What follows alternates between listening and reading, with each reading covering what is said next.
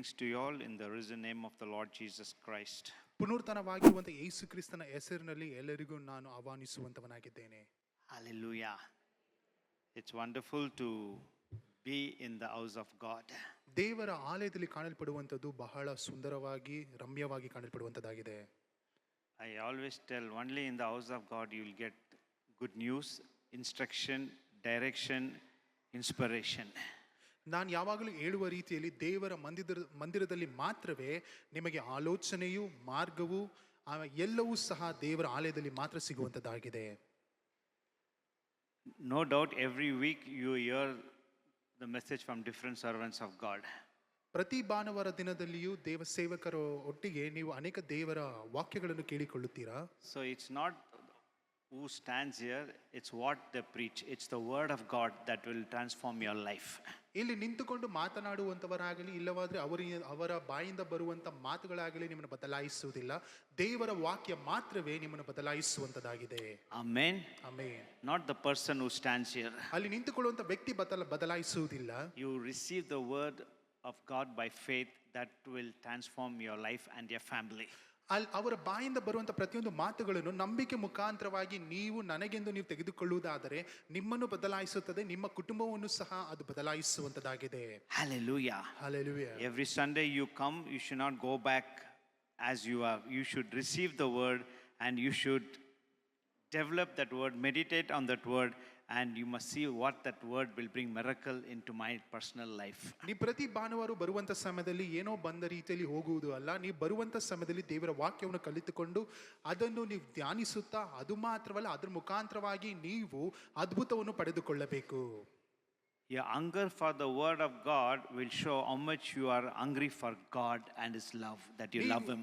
ನೀವು ದೇವರದ ವಾಕ್ಯದ ಮೇಲೆ ಎಷ್ಟು ಹಸಿದವರಾಗಿ ಕಾಣಲ್ಪಡುತ್ತೀರೋ ಅಷ್ಟು ಬಯಕೆಯನ್ನು ನೀವು ದೇವರ ಮೇಲೆ ತೋರಿಸುವಂತವರಾಗಿದ್ದೀರಾ ಎಂದು ನೀವು ತಿಳಿದುಕೊಳ್ಳಬೇಕು. If you have no hunger for the word of God, ಒಂದು ವೇಳೆ ದೇವರ ವಾಕ್ಯಕ್ಕೆ ನಿಮ್ಮಲ್ಲಿ ಹಸಿವು ಕಾಣದೆ ಹೋದರೆ that means you are very sick, you have a disease in your spirit. ನಿಮ್ಮ ಆತ್ಮದಲ್ಲಿ ನಿಮಗೆ ಅನಾರೋಗ್ಯವು ಕಾಣಲ್ಪಡುತ್ತಿದೆ ಎಂದು ನೀವು ತಿಳಿದುಕೊಳ್ಳಬೇಕು. If you don't delight in the word of God, that means your happiness is somewhere outside with something or with someone. ಒಂದು ವೇಳೆ ನೀವು ದೇವರ ವಾಕ್ಯದಲ್ಲಿ ಆನಂದ ಪಡದೆ ಹೋದರೆ ನೀವು ಒಂದನ್ನು ತಿಳಿದುಕೊಳ್ಳಬೇಕು, ನಿಮ್ಮ ಆನಂದವು ಎಲ್ಲೋ ಹೊರಗಡೆ ಲೋಕದಲ್ಲಿ ಕಾಣಲ್ಪಡುತ್ತಿದೆ ಎಂದು. Hallelujah. Hallelujah. Serving the Lord, I'm in the Lord more than 25 years. ನಮ್ಮ ದೇವ ಸೇವಕರು ದೇವರ ಈ ಒಂದು ದೇವರನ್ನು ಸ್ಮರಿಸುವಂತದರಲ್ಲಿ ಅವರು 25 ವರ್ಷಗಳಿಗಿಂತ ಅಧಿಕವಾಗಿ ದೇವರ ಸೇವೆ ಮಾಡುತ್ತಿದ್ದಾರೆ. I am hungry still for the word.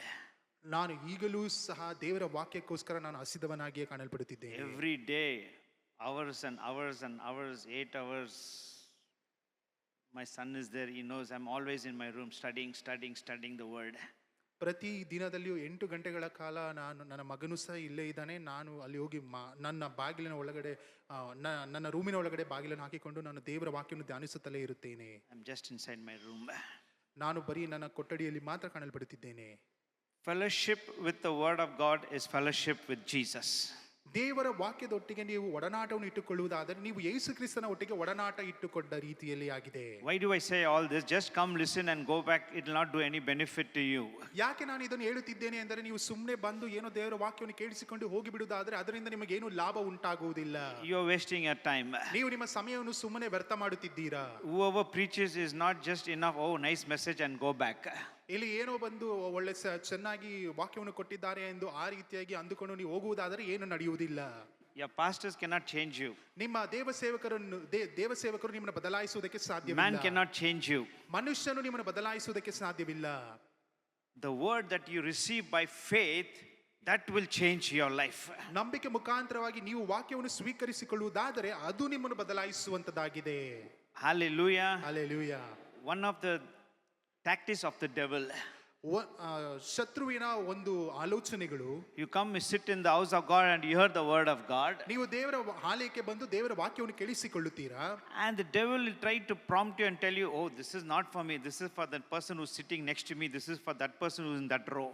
ಅಲ್ಲಿ ಸೈತಾನನು ನಿಮ್ಮ ಹೃದಯವನ್ನು ಕಠಿಣಪಡಿಸಿ ನಿಮಗೆ ಈ ರೀತಿಯಾಗಿ ಆಲೋಚನೆಯನ್ನು ಕೊಡುತ್ತಾನೆ. ಈ ಒಂದು ವಾಕ್ಯವು ನನಗಲ್ಲ, ಪಕ್ಕದಲ್ಲಿ ಕುಳಿತುಕೊಂಡಂತವರಿಗೆ ಎಂದು ಆ ರೀತಿಯಾದ ಒಂದು ಆಲೋಚನೆಯನ್ನು ಕೊಡುತ್ತಾನೆ. That is very wrong. ಇದು ತಪ್ಪಾಗಿರುವಂತ ಒಂದು ಕಲ್ಪನೆಯಾಗಿದೆ. Every word you must take it, oh, it is for me. ಪ್ರತಿಯೊಂದು ವಾಕ್ಯಗಳನ್ನು ನೀವು ನನಗೆಂದು ನೀವು ಸ್ವೀಕರಿಸಿಕೊಳ್ಳಬೇಕು. Amen. In the last supper, Jesus said, one of you all are going to betray me. ಕೊನೆಯ ಆ ಒಂದು ಊಟದಲ್ಲಿ ಯೇಸು ಕ್ರಿಸ್ತನು ಈ ರೀತಿಯಾಗಿ ಹೇಳ್ತಾನೆ, ನೀವು ಯಾರೋ ನನ್ನನ್ನು ತಿರಸ್ಕರಿಸುತ್ತೀರಿ, ನಿಮ್ಮಲ್ಲಿ ಒಬ್ಬರು ತಿರಸ್ಕರಿಸುತ್ತೀರಿ. Listen to me. ನನ್ನನ್ನು ಕೇಳಿಸಿಕೊಳ್ಳಿ. Jesus said, ಯೇಸು ಹೇಳಿದರು, one of you all are going to betray me. ನಿಮ್ಮಲ್ಲಿ ಯಾರೋ ಒಬ್ಬರು ನನ್ನನ್ನು ತಿರಸ್ಕರಿಸುವಂತವನಾಗಿದ್ದಾನೆ. When the last supper, ಆ ಕೊನೆಯ ಒಂದು ಊಟದಲ್ಲಿ, and the Bible says, ವಾಕ್ಯ ಹೇಳುತ್ತದೆ, everybody were thinking, oh, who is it? ಪ್ರತಿಯೊಬ್ಬರು ಈ ರೀತಿಯಾಗಿ ಆಲೋಚನೆ ಮಾಡುತ್ತಿದ್ದರು, ಯಾರು ಅದು ಎಂದು. And Peter told John, ask Jesus, who is that? ಪೇತ್ರನು ಯೋಹಾನನನ್ನು ನೋಡಿ ಹೇಳುತ್ತಾನೆ, ನೀನು ಯೇಸು ಕ್ರಿಸ್ತನನ್ನು ಕೇಳು, ಯಾರದು ಎಂದು. Everybody were guilty, who is that? ಪ್ರತಿಯೊಬ್ಬರು ಅವರ ಮನಸ್ಸಿನಲ್ಲಿಯೇ ಚುಚ್ಚುವಂತದ್ದಾಗಿ ಯಾರದು ಎಂದು ತಿಳಿದುಕೊಳ್ಳುವುದಕ್ಕೆ ಅವರು ತವಕ ಪಡುತ್ತಿದ್ದಾರೆ. But Jesus knew he was talking about Judas. ಯೇಸು ಕ್ರಿಸ್ತನಿಗೆ ಚೆನ್ನಾಗಿ ಗೊತ್ತಿತ್ತು ಆತನು ಇಸ್ಕರಿಯೋತ್ ಯೂದನ ಬಗ್ಗೆ ಮಾತನಾಡುತ್ತಿದ್ದಾರೆ. Judas also knew it. ಇಸ್ಕರಿಯೋತ್ ಯೂದನಿಗೂ ಸಹ ಗೊತ್ತಿತ್ತು. But everybody were convicted, who is that? ಆದರೆ ಪ್ರತಿಯೊಬ್ಬರು ಸಂಶಯಕ್ಕೆ ಒಳಗಾದರು, ಯಾರದು. They were scared. ಅವರಲ್ಲಿ ಭಯವಿತ್ತು. You must receive the word of God with fear. ನೀವು ಭಯ ಭಕ್ತಿ ಉಳ್ಳವರಾಗಿ ದೇವರ ವಾಕ್ಯವನ್ನು ಸ್ವೀಕರಿಸಿಕೊಳ್ಳಬೇಕು. In the book of Ezra, the Bible says, when the priest opened the word of God, they feared, they stood and they worshipped for the word of God. ಅಲ್ಲಿ ಎಜ್ರನು ಬರೆದ ಪ್ರವಾದನೆ ಗ್ರಂಥದಲ್ಲಿ ಈ ರೀತಿಯಾಗಿ ಬರೆಯಲ್ಪಟ್ಟಿದೆ, ಅವರು ದೇವರ ವಾಕ್ಯವನ್ನು ತೆಗೆದು ಓದುವಂತ ಸಮಯದಲ್ಲಿ ಅವರೆಲ್ಲರೂ ನಿಂತುಕೊಂಡು ತಲೆಯನ್ನು ಬೊಗ್ಗಿಸಿ ನಮಸ್ಕರಿಸಿ ದೇವರನ್ನು ಆರಾಧಿಸಿದರು ಎಂದು. We are so used to it, listening to the word. ನಾವು ಏನೋ ಸಮಯಕ್ಕೆ ತಕ್ಕ ರೀತಿಯಲ್ಲಿ ಬಂದು ದೇವರ ವಾಕ್ಯವನ್ನು We got ಕೇಳಿಸಿಕೊಳ್ಳುತ್ತಿದ್ದೇವೆ. so used to listening to the message. ನಾವು ದೇವರ ವಾಕ್ಯವನ್ನು ಕೇಳಿಸಿಕೊಳ್ಳುತ್ತಲೇ ಇರುತ್ತೇವೆ. Okay, nice message. ಪರವಾಗಿಲ್ಲ, ಒಳ್ಳೆಯ ಒಂದು ಸಂದೇಶ. But what did you receive and go out from here? ಆದರೆ ಅದರ ಮುಖಾಂತರವಾಗಿ ಏನನ್ನು ಸ್ವೀಕರಿಸಿಕೊಂಡಿದ್ದೀರಾ, ಅಳವಡಿಸಿಕೊಂಡಿದ್ದೀರಾ? That is very important. ಇದು ಬಹಳ ಮುಖ್ಯವಾಗಿದೆ. If you come as you are going back, you are wasting your time and nothing is going to happen into your life, into your family. ಒಂದು ವೇಳೆ ನೀವು ಬಂದ ರೀತಿಯಲ್ಲಿ ಮತ್ತೆ ಹಿಂತಿರುಗಿ ಹೋಗುವುದಾದರೆ ಅದರಿಂದ ಏನು ಪ್ರಯೋಜನವಿಲ್ಲ, ನಿಮ್ಮ ಕುಟುಂಬಕ್ಕೂ ಸಹ ಅದರಿಂದ ಏನು ಪ್ರಯೋಜನವಾಗುವುದಿಲ್ಲ. Hallelujah. Hallelujah. இந்த வாரமோ அடுத்த வாரமோ நீங்கள் வரும்போது இனிமேல்ட்டு எந்த ஊழியக்கார் வந்தாலும் அவங்க முகத்தை பார்க்காதீங்கோ, அவர் வாயில் வர ஆண்டுடைய வார்த்தை எனக்குன்னு கேட்டு அதே மாதிரி நீங்கள் நடந்தாக்கா 6 மாதத்தில் உங்கள் வாழ்க்கையே மாறிடும். ಒಂದು ವೇಳೆ ಈ ವಾರವೋ ಬರುವಂಥ ದಿನಗಳಲ್ಲಿ ನೀವು ಯಾವ ದೇವ ಸೇವಕರು ಮಾತನಾಡುತ್ತಿದ್ದಾರೆ ಎಂದು ನೋಡದೆ ಅವರಿಂದ ಬರುವಂಥ ವಾಕ್ಯಗಳು ನನಗೆ ಎಂದು ನೀವು ಸ್ವೀಕರಿಸಿಕೊಳ್ಳುವುದಾದರೆ 6 ತಿಂಗಳಿನಲ್ಲಿ ನಿಮ್ಮ ಜೀವನ ಬದಲಾಗುತ್ತದೆ. Hallelujah. Hallelujah. இங்கே நிற்கும் போது மனுஷன் முகத்தை பார்க்காதீங்க. ಇಲ್ಲಿ ನಿಂತುಕೊಳ್ಳುವಂಥ ಸಮಯದಲ್ಲಿ ಮನುಷ್ಯನ ಮುಖವನ್ನು ನೋಡಬೇಡಿರಿ. ஆண்டவருடைய வார்த்தை என்கிட்ட பேசுறாரு. ದೇವರು ಆತನ ವಾಕ್ಯದ ಮುಖಾಂತರ ನನ್ನ ಸಂಗಡ ಮಾತನಾಡುತ್ತಿದ್ದಾನೆ. செய்வீங்களா? ஒரு வாரத்துலேருந்து ಬರೋ ವಾರದಿಂದ ಮಾಡ್ತೀರಾ? நீங்கள் அந்த வார்த்தையை இங்கே ப்ரீச் பண்ணுற எடுத்து பாருங்க, உங்கள் வாழ்க்கை, உங்கள் குடும்பம், உங்கள் பிள்ளைங்கள் எல்லாம் there will be a great blessing and transformation. ಅದು ಬರುವಂಥ ವಾಕ್ಯಗಳನ್ನು ನೀವು ತೆಗೆದು ಓದಿ ಅದನ್ನು ಧ್ಯಾನಿಸಿ ನೋಡಿರಿ. ಅದರ ಮುಖಾಂತರವಾಗಿ ಬರುವಂಥ ಆಶೀರ್ವಾದದ ಮುಖಾಂತರವಾಗಿ ನೀವು, ನಿಮ್ಮ ಕುಟುಂಬದವರು, ನಿಮ್ಮ ಮಕ್ಕಳು ಎಲ್ಲರೂ ಬದಲಾಗುತ್ತಾರೆ. நீங்க எவ்வளவு தான் ஜெபிச்சாலும், ನೀವು ಎಷ್ಟೇ ಪ್ರಾರ್ಥನೆ ಮಾಡಿದರೂ, எவ்வளவு தான் உபவாசித்தாலும், ಎಷ್ಟೇ ಉಪವಾಸ ಮಾಡಿದರೂ விசுவாசம் வராது. ವಿಶ್ವಾಸವು ಎನ್ನುವಂಥದ್ದು ಬರುವುದಿಲ್ಲ. என்ன பிரதர் சொல்றீங்க? ಏನ್ ಹೇಳುತ್ತಿದ್ದೀರಾ ಬ್ರದರ್? ஜெபிச்சாலும் உபவாசாலும் விசுவாசம் வராதா? ಪ್ರಾರ್ಥನೆ ಮಾಡಿದವರು, ಉಪವಾಸ ಮಾಡಿದವರು ವಿಶ್ವಾಸ ಎನ್ನುವಂಥದ್ದು ಬರುವುದಿಲ್ಲವಾ? வராது. ಬರುವುದಿಲ್ಲ. பைபிள் என்ன சொல்லுது? ಸತ್ಯದ ವಾಕ್ಯದಲ್ಲಿ ಏನ್ ಬರೆದಿದೆ? Faith comes by hearing and hearing the word of God. ನಂಬಿಕೆ ಎನ್ನುವಂಥದ್ದು ದೇವರ ವಾಕ್ಯದನ್ನು ಕೇಳಿಸಿಕೊಳ್ಳುವಂತ ಮುಖಾಂತರವೇ ಅದು ಬರುವಂತದ್ದಾಗಿದೆ. Amen. Only when you hear the word, your faith will begins to grow. ನೀವು ಯಾವಾಗ ದೇವರ ವಾಕ್ಯವನ್ನು ಕೇಳಿಸಿಕೊಳ್ಳುತ್ತೀರೋ ಆಗ ಮಾತ್ರವೇ ನಿಮ್ಮ ನಂಬಿಕೆ ಎನ್ನುವಂಥದ್ದು ಅದು ಬೆಳೆಯುವುದಕ್ಕೆ ಪ್ರಾರಂಭಿಸುತ್ತದೆ. Not by prayer, ಪ್ರಾರ್ಥನೆ not ಮುಖಾಂತರ by ಅಲ್ಲ. fasting, ಇಲ್ಲವಾದರೆ ಉಪವಾಸದ ಮುಖಾಂತರ not by ಅಲ್ಲ. crying. ಇಲ್ಲವಾದರೆ ಅಳುವಂತದಿಂದ ಅಲ್ಲ. Nowhere the Bible says like that. ಎಲ್ಲೂ ಸಹ ಸತ್ಯವೇದದಲ್ಲಿ ಬರೆಯಲ್ಪಟ್ಟಿಲ್ಲ. The Bible is very clear. ಸ್ಪಷ್ಟವಾಗಿ ಸತ್ಯವೇದ ವಾಕ್ಯದಲ್ಲಿ In ಬರೆಯಲ್ಪಟ್ಟಿದೆ. Romans 10:17. ರೋಮಪುರದವರಿಗೆ ಬರೆದ ಪತ್ರಿಕೆ 10ನೇ Faith ಅಧ್ಯಾಯ comes 17ನೇ by ವಾಕ್ಯ. hearing and hearing the word of God. ಈ ನಂಬಿಕೆ ಎನ್ನುವಂಥದ್ದು ಬರುವಂತದ್ದು ದೇವರ ವಾಕ್ಯವನ್ನು ಕೇಳಿಸಿಕೊಳ್ಳುತ್ತಾ So when you hear the word of God, ನೀವು ದೇವರ ವಾಕ್ಯವನ್ನು ಕೇಳಿಸಿಕೊಳ್ಳುವಾಗ your faith begins to jump. ನಿಮ್ಮ ನಂಬಿಕೆ ಎನ್ನುವಂಥದ್ದು ಅದು ಜಿಗಿಯುವುದಕ್ಕೆ When you hear ಪ್ರಾರಂಭಿಸುತ್ತದೆ. the word of God, ನೀವು ದೇವರ ವಾಕ್ಯವನ್ನು your ಕೇಳಿಸಿಕೊಳ್ಳುವಾಗ faith begins to increase. ನಿಮ್ಮ ನಂಬಿಕೆ ಎನ್ನುವಂಥದ್ದು ಅದು ಉತ್ಪತ್ತಿ ಆಗುವುದಕ್ಕೆ The ಪ್ರಾರಂಭಿಸುತ್ತದೆ. more you hear the word of God, ನೀವು ಅಧಿಕವಾಗಿ ದೇವರ ವಾಕ್ಯವನ್ನು you will ಕೇಳಿಸಿಕೊಳ್ಳುವುದಾದರೆ put your faith into action. ನೀವು ನಿಮ್ಮ ನಂಬಿಕೆಯನ್ನು ಕ್ರಿಯೆಗೆ ತರುವುದಕ್ಕೆ ಪ್ರಾರಂಭಿಸುತ್ತೀರಾ. What you doubted, when you read the word, when you hear the word, your faith begins to grow. Exercise your faith and you begin to put it into action. ನೀವು ಅಪನಂಬಿಕೆ ಉಳ್ಳವರಾಗಿ ನಡೆದುಕೊಂಡು ಬಂದಂತ ವಿಷಯಗಳಲ್ಲಿ ನೀವು ದೇವರ ವಾಕ್ಯವನ್ನು ಕೇಳಿಸಿಕೊಂಡು ನಿಮ್ಮ ನಂಬಿಕೆಯನ್ನು ಹೆಚ್ಚಿಸಿಕೊಂಡು ಅದನ್ನು ಮಾಡುವಂತ ಸಮಯದಲ್ಲಿ ಅದನ್ನು ನೀವು ಅಧಿಕವಾಗಿ ಮಾಡಿ ಮುಗಿಸುವುದಕ್ಕೆ ನಿಮ್ಮಿಂದ ಸಾಧ್ಯವಾಗುತ್ತದೆ. I'm concerned for you because you're coming regularly. You should not go back the same way. ನಾನು ನಿಮ್ಮ ಮೇಲೆ ಬಹಳ ಕಲ್ಪನೆಯನ್ನು ನಾನು ಇಟ್ಟುಕೊಂಡಿದ್ದೇನೆ. ನೀವು ಬಂದ ರೀತಿಯಲ್ಲಿ ಹಿಂತಿರುಗಿ ಹೋಗಬಾರದು. Hallelujah. Hallelujah, Hallelujah. Hallelujah. Because I don't know what need, what problem, what sickness, what crisis you are facing in your life. ನನಗೆ ಗೊತ್ತಿಲ್ಲ ನಿಮ್ಮ ಜೀವನದಲ್ಲಿ ಎಂತ ಒಂದು ಪರಿಸ್ಥಿತಿಯಲ್ಲಿ ಇದ್ದೀರಾ, ಎಂತ ಸಮಸ್ಯೆಯಲ್ಲಿ ಇದ್ದೀರಾ, ಯಾವ ಅಗತ್ಯ ಉಂಟು ಎಂದು ನನಗೆ ಗೊತ್ತಿಲ್ಲ. But for all your problem, there is only one solution, is the word of God. ನಿಮ್ಮ ಎಲ್ಲಾ ಸಮಸ್ಯೆಗಳಿಗೆ ಅದಕ್ಕೆ ಬೇಕಾಗಿರುವಂತ ಉತ್ತರವು ಒಂದು ಇದೆ, ಅದು ದೇವರ ವಾಕ್ಯವಾಗಿದೆ. For all your question, Jesus is the only answer. ನಿಮ್ಮ ಎಲ್ಲಾ ಪ್ರಶ್ನೆಗಳಿಗೆ ಯೇಸು ಕ್ರಿಸ್ತನು ಮಾತ್ರವೇ ಉತ್ತರಿಸುವಂತವನಾಗಿದ್ದಾನೆ. Hallelujah. Hallelujah, Hallelujah. Hallelujah. And Jesus is the word. ಯಾಕಂದ್ರೆ ಯೇಸು ಕ್ರಿಸ್ತನೇ ವಾಕ್ಯವಾಗಿದ್ದಾನೆ. And the word is Jesus. ಯಾಕಂದ್ರೆ ವಾಕ್ಯವೇ ಯೇಸು ಕ್ರಿಸ್ತನಾಗಿದ್ದಾನೆ. In the beginning was the word. ಆದಿಯಲ್ಲಿ ಆ ಒಂದು ವಾಕ್ಯವಿತ್ತು. And the word became flesh. ಆ ಒಂದು ವಾಕ್ಯವು ನರವತ್ತಾರವೆತ್ತಿತು. And that word is Jesus. ಆ ಒಂದು ವಾಕ್ಯವೇ ಯೇಸು ಕ್ರಿಸ್ತನಾಗಿದ್ದಾನೆ. That's why I tell you, ಅದಕ್ಕೆ ನಾನು ಹೇಳುತ್ತೇನೆ, when you fellowship with the word, you fellowship with Jesus. ನೀವು ವಾಕ್ಯದೊಟ್ಟಿಗೆ ಒಡನಾಟವನ್ನು ಇಟ್ಟುಕೊಳ್ಳುವುದಾದರೆ ನೀವು ಯೇಸು ಕ್ರಿಸ್ತನ ಸಂಗಡ ಒಡನಾಟವನ್ನು ಇಟ್ಟುಕೊಳ್ಳುತ್ತೀರಾ. When you pray, you talk to Jesus. ನೀವು ಪ್ರಾರ್ಥಿಸುವಾಗ ಯೇಸು ಕ್ರಿಸ್ತನ ಸಂಗಡ ನೀವು ಮಾತನಾಡುತ್ತೀರಾ. When you read the Bible, the Lord talks back to you. ನೀವು ದೇವರ ವಾಕ್ಯವನ್ನು ಓದುವಂತ ಸಮಯದಲ್ಲಿ ದೇವರು ನಿಮ್ಮ ಸಂಗಡ ಮಾತನಾಡುತ್ತಾನೆ. Hallelujah. Hallelujah. You must fall in love with the word of God. ನೀವು ದೇವರ ವಾಕ್ಯಕ್ಕೆ ನೀವು ಪ್ರೀತಿಸುವಂತವರಾಗಿ ನೀವು ಕಾಣಲ್ಪಡಬೇಕು. Nothing. Bible is a love letter of Jesus. ಯಾಕಂದ್ರೆ ಈ ಒಂದು ವಾಕ್ಯಗಳು ಎನ್ನುವಂಥದ್ದು ಯೇಸು ಕ್ರಿಸ್ತ ನಮಗೆಂದು ಬರೆದಿರುವಂತ ಪ್ರೇಮದ ಕಾಗದ ಪತ್ರಗಳಾಗಿವೆ. When the young people receive the message or a letter from a boy or a girl, how delighted they are to read. ಒಂದು ವೇಳೆ ಯವನಸ್ಥರು ಒಂದು ವೇಳೆ ಒಬ್ಬ ಹುಡುಗ ಮತ್ತೆ ಹುಡುಗಿ ಕಡೆಯಿಂದ ಏನಾದರೂ ಒಂದು ಪತ್ರಿಕೆಯನ್ನು ತೆಗೆದುಕೊಳ್ಳುವುದಾದರೆ ಎಷ್ಟು ಒಂದು ಉತ್ಸಾಹದಲ್ಲಿ ಕಾಣಲ್ಪಡುತ್ತಾರೆ. Or SMS, WhatsApp. ಇಲ್ಲಾದ್ರೆ SMS, ವಾಟ್ಸ್ಆಪ್ ಅಲ್ಲಿ How happy they read again and again. ಎಷ್ಟು ಸಂತೋಷದಿಂದ ಮತ್ತೆ ಮತ್ತೆ ಓದುತ್ತಾರೆ. That's all lies. ಅದೆಲ್ಲವೂ ಬರೀ ತಪ್ಪಾಗಿರುವಂತ ಸುಳ್ಳಾಗಿರುವಂತ ಕಲ್ಪನೆಗಳಾಗಿವೆ. But every page you will see the love of God when you read the Bible. ಆದರೆ ಪ್ರತಿಯೊಂದು ಪೇಜಿನಲ್ಲಿಯೂ ನೀವು ದೇವರ ವಾಕ್ಯಗಳನ್ನು ಓದುವಂತ ಸಮಯದಲ್ಲಿ ಆತನ ಪ್ರೀತಿಯು ಯಾವಾಗಲೂ ಅದರಲ್ಲಿ ಅವಲಂಬಿಕೆ ಉಳ್ಳದಾಗಿದೆ ಗೊತ್ತಾಗುತ್ತದೆ ನಮಗೆ. But so sad, Christians neglect the word of God. ಆದರೆ ಇದು ಬಹಳ ಬೇಸರ ತರುವಂತ ಕಾರ್ಯವಾಗಿದೆ. ಯಾಕಂದ್ರೆ ಕ್ರೈಸ್ತರು ಎನಿಸಿಕೊಳ್ಳುವಂತವರು ದೇವರ ವಾಕ್ಯವನ್ನು ಅಸಡೆ ಮಾಡುತ್ತಿದ್ದಾರೆ. In many Christian houses, Bibles are packed up collecting dust. ಅನೇಕ ಕ್ರೈಸ್ತರ ಜೀವನದಲ್ಲಿ ಅವರ ಕುಟುಂಬಗಳಲ್ಲಿ ನೋಡಬೇಕಾದ್ರೆ ಬೈಬಲ್ ಎನ್ನುವಂಥದ್ದು ಅದು ಅಲ್ಲಿ ಇಟ್ಟಿರುತ್ತಾರೆ, ಅದರಲ್ಲಿ ಧೂಳುಗಳು ಹಿಡಿದಿರುತ್ತದೆ.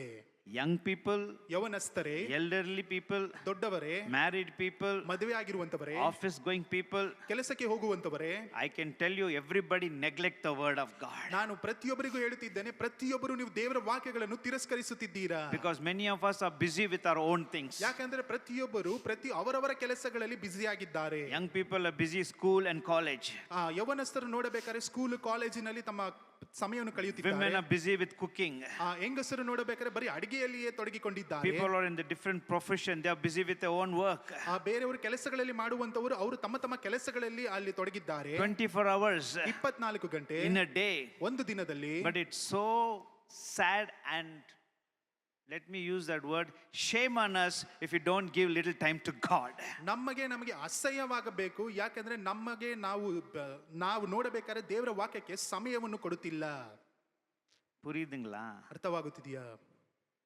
அது என்னன்னு தெரியல.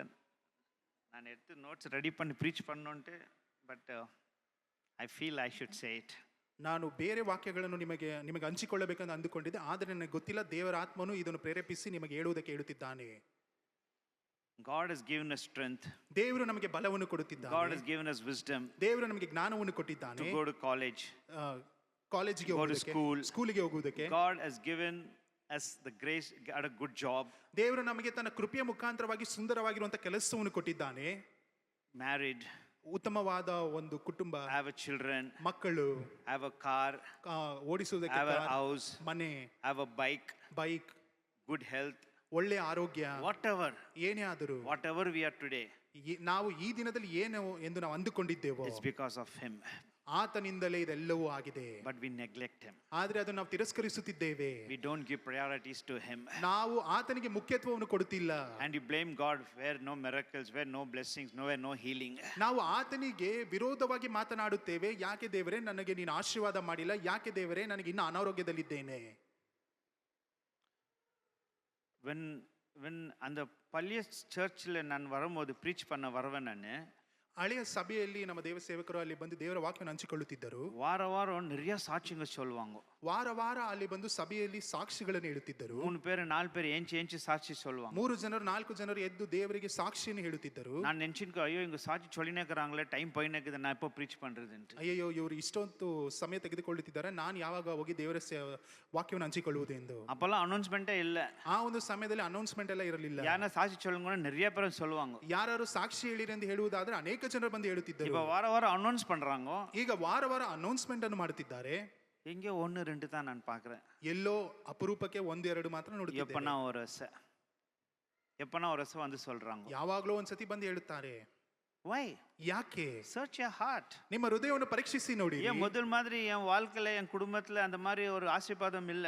ಯಾಕೆಂದ್ರೆ ಮೊದಲನೇ ದಿನಗಳಲ್ಲಿ ಇದ್ದಂತ ಆಶೀರ್ವಾದವು ನನ್ನ ಜೀವನದಲ್ಲಿ, ನನ್ನ ಕುಟುಂಬದಲ್ಲಿ ಕಾಣಲ್ಪಡುತ್ತಿಲ್ಲ. ಫೆಮಿಲಾರಿಟಿನಾಕ ஏதோ வந்தோமா கேட்டோமா போனோமா பழகி போயிட்டோம்.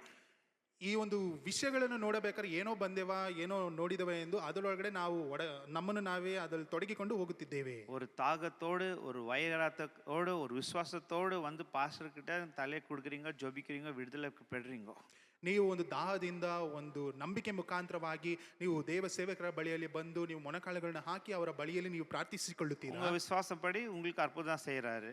ನಿಮ್ಮ ವಿಶ್ವಾಸದಂತೆ ದೇವರು ನಿಮಗೆ ಅದ್ಭುತವನ್ನು ಮಾಡುತ್ತಾನೆ. சிலருக்கு ஒண்ணும் ஆறுதில்ல, ಕೆಲವರಿಗೆ ಏನು ನಡೆಯುವುದಿಲ್ಲ. சிலருங்க ஆறுனுங்க வந்து சாட்சி சொல்றதில்ல, ஒருத்தருக்கு ஒண்ணுமே ஆறுதில்ல, அதனால சாட்சியம் சொல்றதில்ல. ಕೆಲವರು ಆದರೂ ಸಹ ಬಂದು ಸಾಕ್ಷಿ ಹೇಳುವುದಿಲ್ಲ, ಇನ್ನು ಕೆಲವರು ಆಗುವುದಿಲ್ಲ, ಅದಕ್ಕಾಗಿ ಅವರು ಬಂದು ಹೇಳುವುದಿಲ್ಲ. What's wrong? ಇದರಲ್ಲಿ ಏನು ತಪ್ಪು ನಡೆಯುತ್ತಿದೆ? ಒಂದು ಪರಲೋಕದಲ್ಲಿ ತಪ್ಪಾಗணும், ಇಲ್ಲ ಭೂಮಿಯಲ್ಲಿ ತಪ್ಪಾಗணும். ಒಂದು ಪರಲೋಕದಲ್ಲಿ ತಪ್ಪಾಗಿರಬೇಕು, ಇಲ್ಲಾಂದ್ರೆ ಭೂಮಿಯಲ್ಲಿ ತಪ್ಪಾಗಿರಬೇಕು. ಒಂದು ಉಂಗ ಮೇಲೆ இருக்கணும், ಇಲ್ಲ ಒಂದು ಆಂಡವರ ಮೇಲೆ இருக்கணும். ಇಲ್ಲವಾದ್ರೆ ಒಂದು ನಿಮ್ಮ ಮೇಲೆ ಇರಬೇಕು, ಇಲ್ಲವಾದ್ರೆ ದೇವರ ಮೇಲೆ ಇರಬೇಕು. ನಡುವೆ ಎದುಮೇ ಇಲ್ಲ, ಮಧ್ಯದಲ್ಲಿ ಏನೂ ಇಲ್ಲ. ಅಪ್ಪ ಯಾರ ಪತಿ ನಮ್ಮ ನೆನಗೆನ್ನ ತಪ್ಪ? ಈಗ ನಾವು ಯಾರ ಬಗ್ಗೆ ನೆನೆಸಿಕೊಳ್ಳುತ್ತಿರುವುದು ತಪ್ಪಾಗಿದೆ. ನೆರೆ ಸಿಸ್ಟರ್ ಇಪ್ಡಿನ್றாங்க. ಸಿಸ್ಟರ್ ಅವರು ಹೇಳುತ್ತಿದ್ದಾರೆ ಇದು ನಾವಾಗಿದ್ದೇವೆ ಎಂದು. புரியுதுங்களா? ಅರ್ಥವಾಗುತ್ತಿದೆಯಾ? We are going down and down in our Christian life. ನಾವು ನಮ್ಮ ಕ್ರಿಸ್ತನ ಆ ಒಂದು ಜೀವನದಲ್ಲಿ ನಾವು ಕೆಳಕ್ಕೆ ಹೋಗುತ್ತಿದ್ದೇವೆ. ನಾನು ಸರ್ವಿಸ್ ಟೈಮ್ பார்த்தேன். ನಾನು ಸರ್ವಿಸ್ ಟೈಮ್ ಅನ್ನು ನೋಡಿದೆನು. ಸೆಕೆಂಡ್ ಸರ್ವಿಸ್ 11:30 ವರೆಗೂ ಪೋಟಿಂಚಿ. ಎರಡನೇ ಸರ್ವಿಸ್ 11:30 ಎಂದು ಬರೆಯಲ್ಪಟ್ಟಿದೆ. ಅದನ್ನ ನಾನು ಕೊಂಚ ಆರಾಮ ಪೇಸ. ಅದರಿಂದಲೇ ಒಂದು ಸ್ವಲ್ಪ ಮಾತನಾಡುತ್ತಿದ್ದೆ. ಫಸ್ಟ್ ಸರ್ವಿಸ್ 8:30 மணிக்குள்ள முடிச்சிட்டேன். ಮೊದಲನೇ ಸರ್ವಿಸ್ ಅನ್ನು 8:30 ಅಷ್ಟರಲ್ಲಿ ಮುಗಿಸಿದ್ದೇನೆ. இந்த மாதிரி டைம் கிடைக்கும்போது சொல்லிடணும், ஆண்டவர் எப்படி நடத்துறாரு அப்படி உங்களுக்கு ஒரு என்கரேஜ் பண்றேன், அவ்வளோதான், வேற கண்டமெல்லாம் பண்றதில்ல. ಇದು ನಿಮ್ಮನ್ನು ಪ್ರೋತ್ಸಾಹಿಸೋದಕ್ಕಾಗಿಯೇ ನಾನು ಹೇಳುತ್ತಿದ್ದೇನೆ, ಒಂದು ನಿಮ್ಮನ್ನು ಕೆಳಮಟ್ಟಕ್ಕೆ ತಳ್ಳುವುದಕ್ಕಾಗಿ ಅಲ್ಲ. Amen, amen. ஏன்னா நம்ம வருஷமா நம்ம பார்த்துன்னு தான் இருக்கிறோம், சிலர் அப்படியே தான் இருக்கிறாங்க. ನಾವು ಅನೇಕ ವರ್ಷಗಳಿಂದ ನೋಡುತ್ತಿದ್ದೇವೆ, ಕೆಲವರು ಇದ್ದ ರೀತಿಯಲ್ಲೇ ಇದ್ದಾರೆ. That's what Paul says. ಅದನ್ನೇ ಪೌಲನು ಹೇಳ್ತಾನೆ. By this time you should have been a teacher, but still you are a baby, you have to give milk. ನೀನು ಇಷ್ಟೊತ್ತಿಗೆ ನೀನು ಆಲ್ರೆಡಿ ಈಗಾಗಲೇ ನೀನು ಶಿಕ್ಷಕನಾಗಿರ್ಬೇಕು, ಆದ್ರೆ ನೀನು ಹಸುಗೂಸಿನಂತಿದ್ಯಾ, ನಾನು ಇನ್ನ ನಿನಗೆ ಹಾಲನ್ನು ಕೊಡುವಂತವನಾಗಬೇಕೆಂದು. This time you should be eating meat. ಈಗ ನೀನು ಮಾಂಸವನ್ನು ತಿನ್ನುವಂತವನಾಗಿರಬೇಕಿತ್ತು. But still I have to give you milk. ಇನ್ನ ನೀನು ನೋಡಬೇಕಾದ್ರೆ ಹಾಲು ಕುಡಿಯುವಂತವನಾಗಿದ್ದೀಯಾ. You should have been a teacher. ನೀನು ಈಗ ಶಿಕ್ಷಕನಾಗಿರಬೇಕಿತ್ತು. But still you are a baby. ಅದೀಗ ನೋಡಕ್ಕೆ ಇನ್ನ ಹಸುಗೂಸಾಗಿಯೇ ಕಾಣಲ್ಪಡುತ್ತಿದ್ದೀಯಾ. ಅದ ಪೌಲ್ சொல்றாரு. ಅದನ್ನೇ ಪೌಲನು ಹೇಳುತ್ತಾನೆ. ವರ್ಷಂ ಪೂರ அப்படியே இருக்கிற ಜನங்க அப்படியே தான் இருக்காங்க, நான் பார்க்கறேன். ವರ್ಷ ಪೂರ್ತಿಯಾಗಿರುವಂತ ಜನರು ಅದೇ ರೀತಿಯಾಗಿ ಕಾಣಲ್ಪಡುತ್ತಿದ್ದಾರೆ. They're not grown in the spiritual life. ಅವರು ಆತ್ಮಿಕ ವಿಷಯದಲ್ಲಿ ಬೆಳವಣಿಗೆ ಇಲ್ಲದ ರೀತಿಯಲ್ಲಿ You ಕಾಣಲ್ಪಡುತ್ತಿದ್ದಾರೆ. can't blame your church. ಸಭೆಯನ್ನು ನೀವು ದೂಷಿಸುವುದಕ್ಕೆ You can't ಸಾಧ್ಯವಾಗುವುದಿಲ್ಲ. blame your pastors. ಇಲ್ಲ ನಿಮ್ಮ ಸೇವಕರನ್ನು ದೂಷಿಸುವುದಕ್ಕೆ ನಿಮ್ಮಲ್ಲಿ You have to blame ಸಾಧ್ಯವಾಗುವುದಿಲ್ಲ. yourself. ನಿಮ್ಮನ್ನು ನೀವೇ ದೂಷಿಸಿಕೊಳ್ಳಿರಿ. Hallelujah. ಹಲ್ಲೆಲೂಯಾ. Hereafter, ಇನ್ನು ಮುಂದೆ என்ன சொல்றது? ಏನ್ ಹೇಳುವುದು? Be serious. ನೀವು ಇದನ್ನು ಸೀರಿಯಸ್ ಆಗಿ Take ತೆಗೆದುಕೊಳ್ಳಿರಿ. it as a challenge. ಇದನ್ನು ಒಂದು ಸವಾಲಾಗಿ ತೆಗೆದುಕೊಳ್ಳಿರಿ. I mean business. இந்த மாதிரி இந்த மாசத்துக்குள்ள எனக்கு இந்த மாதிரி ஆகணும்னு அந்த உற்சாகமா ஒரு விசுவாசத்தோட செய்து பாருங்க. Everything will go well.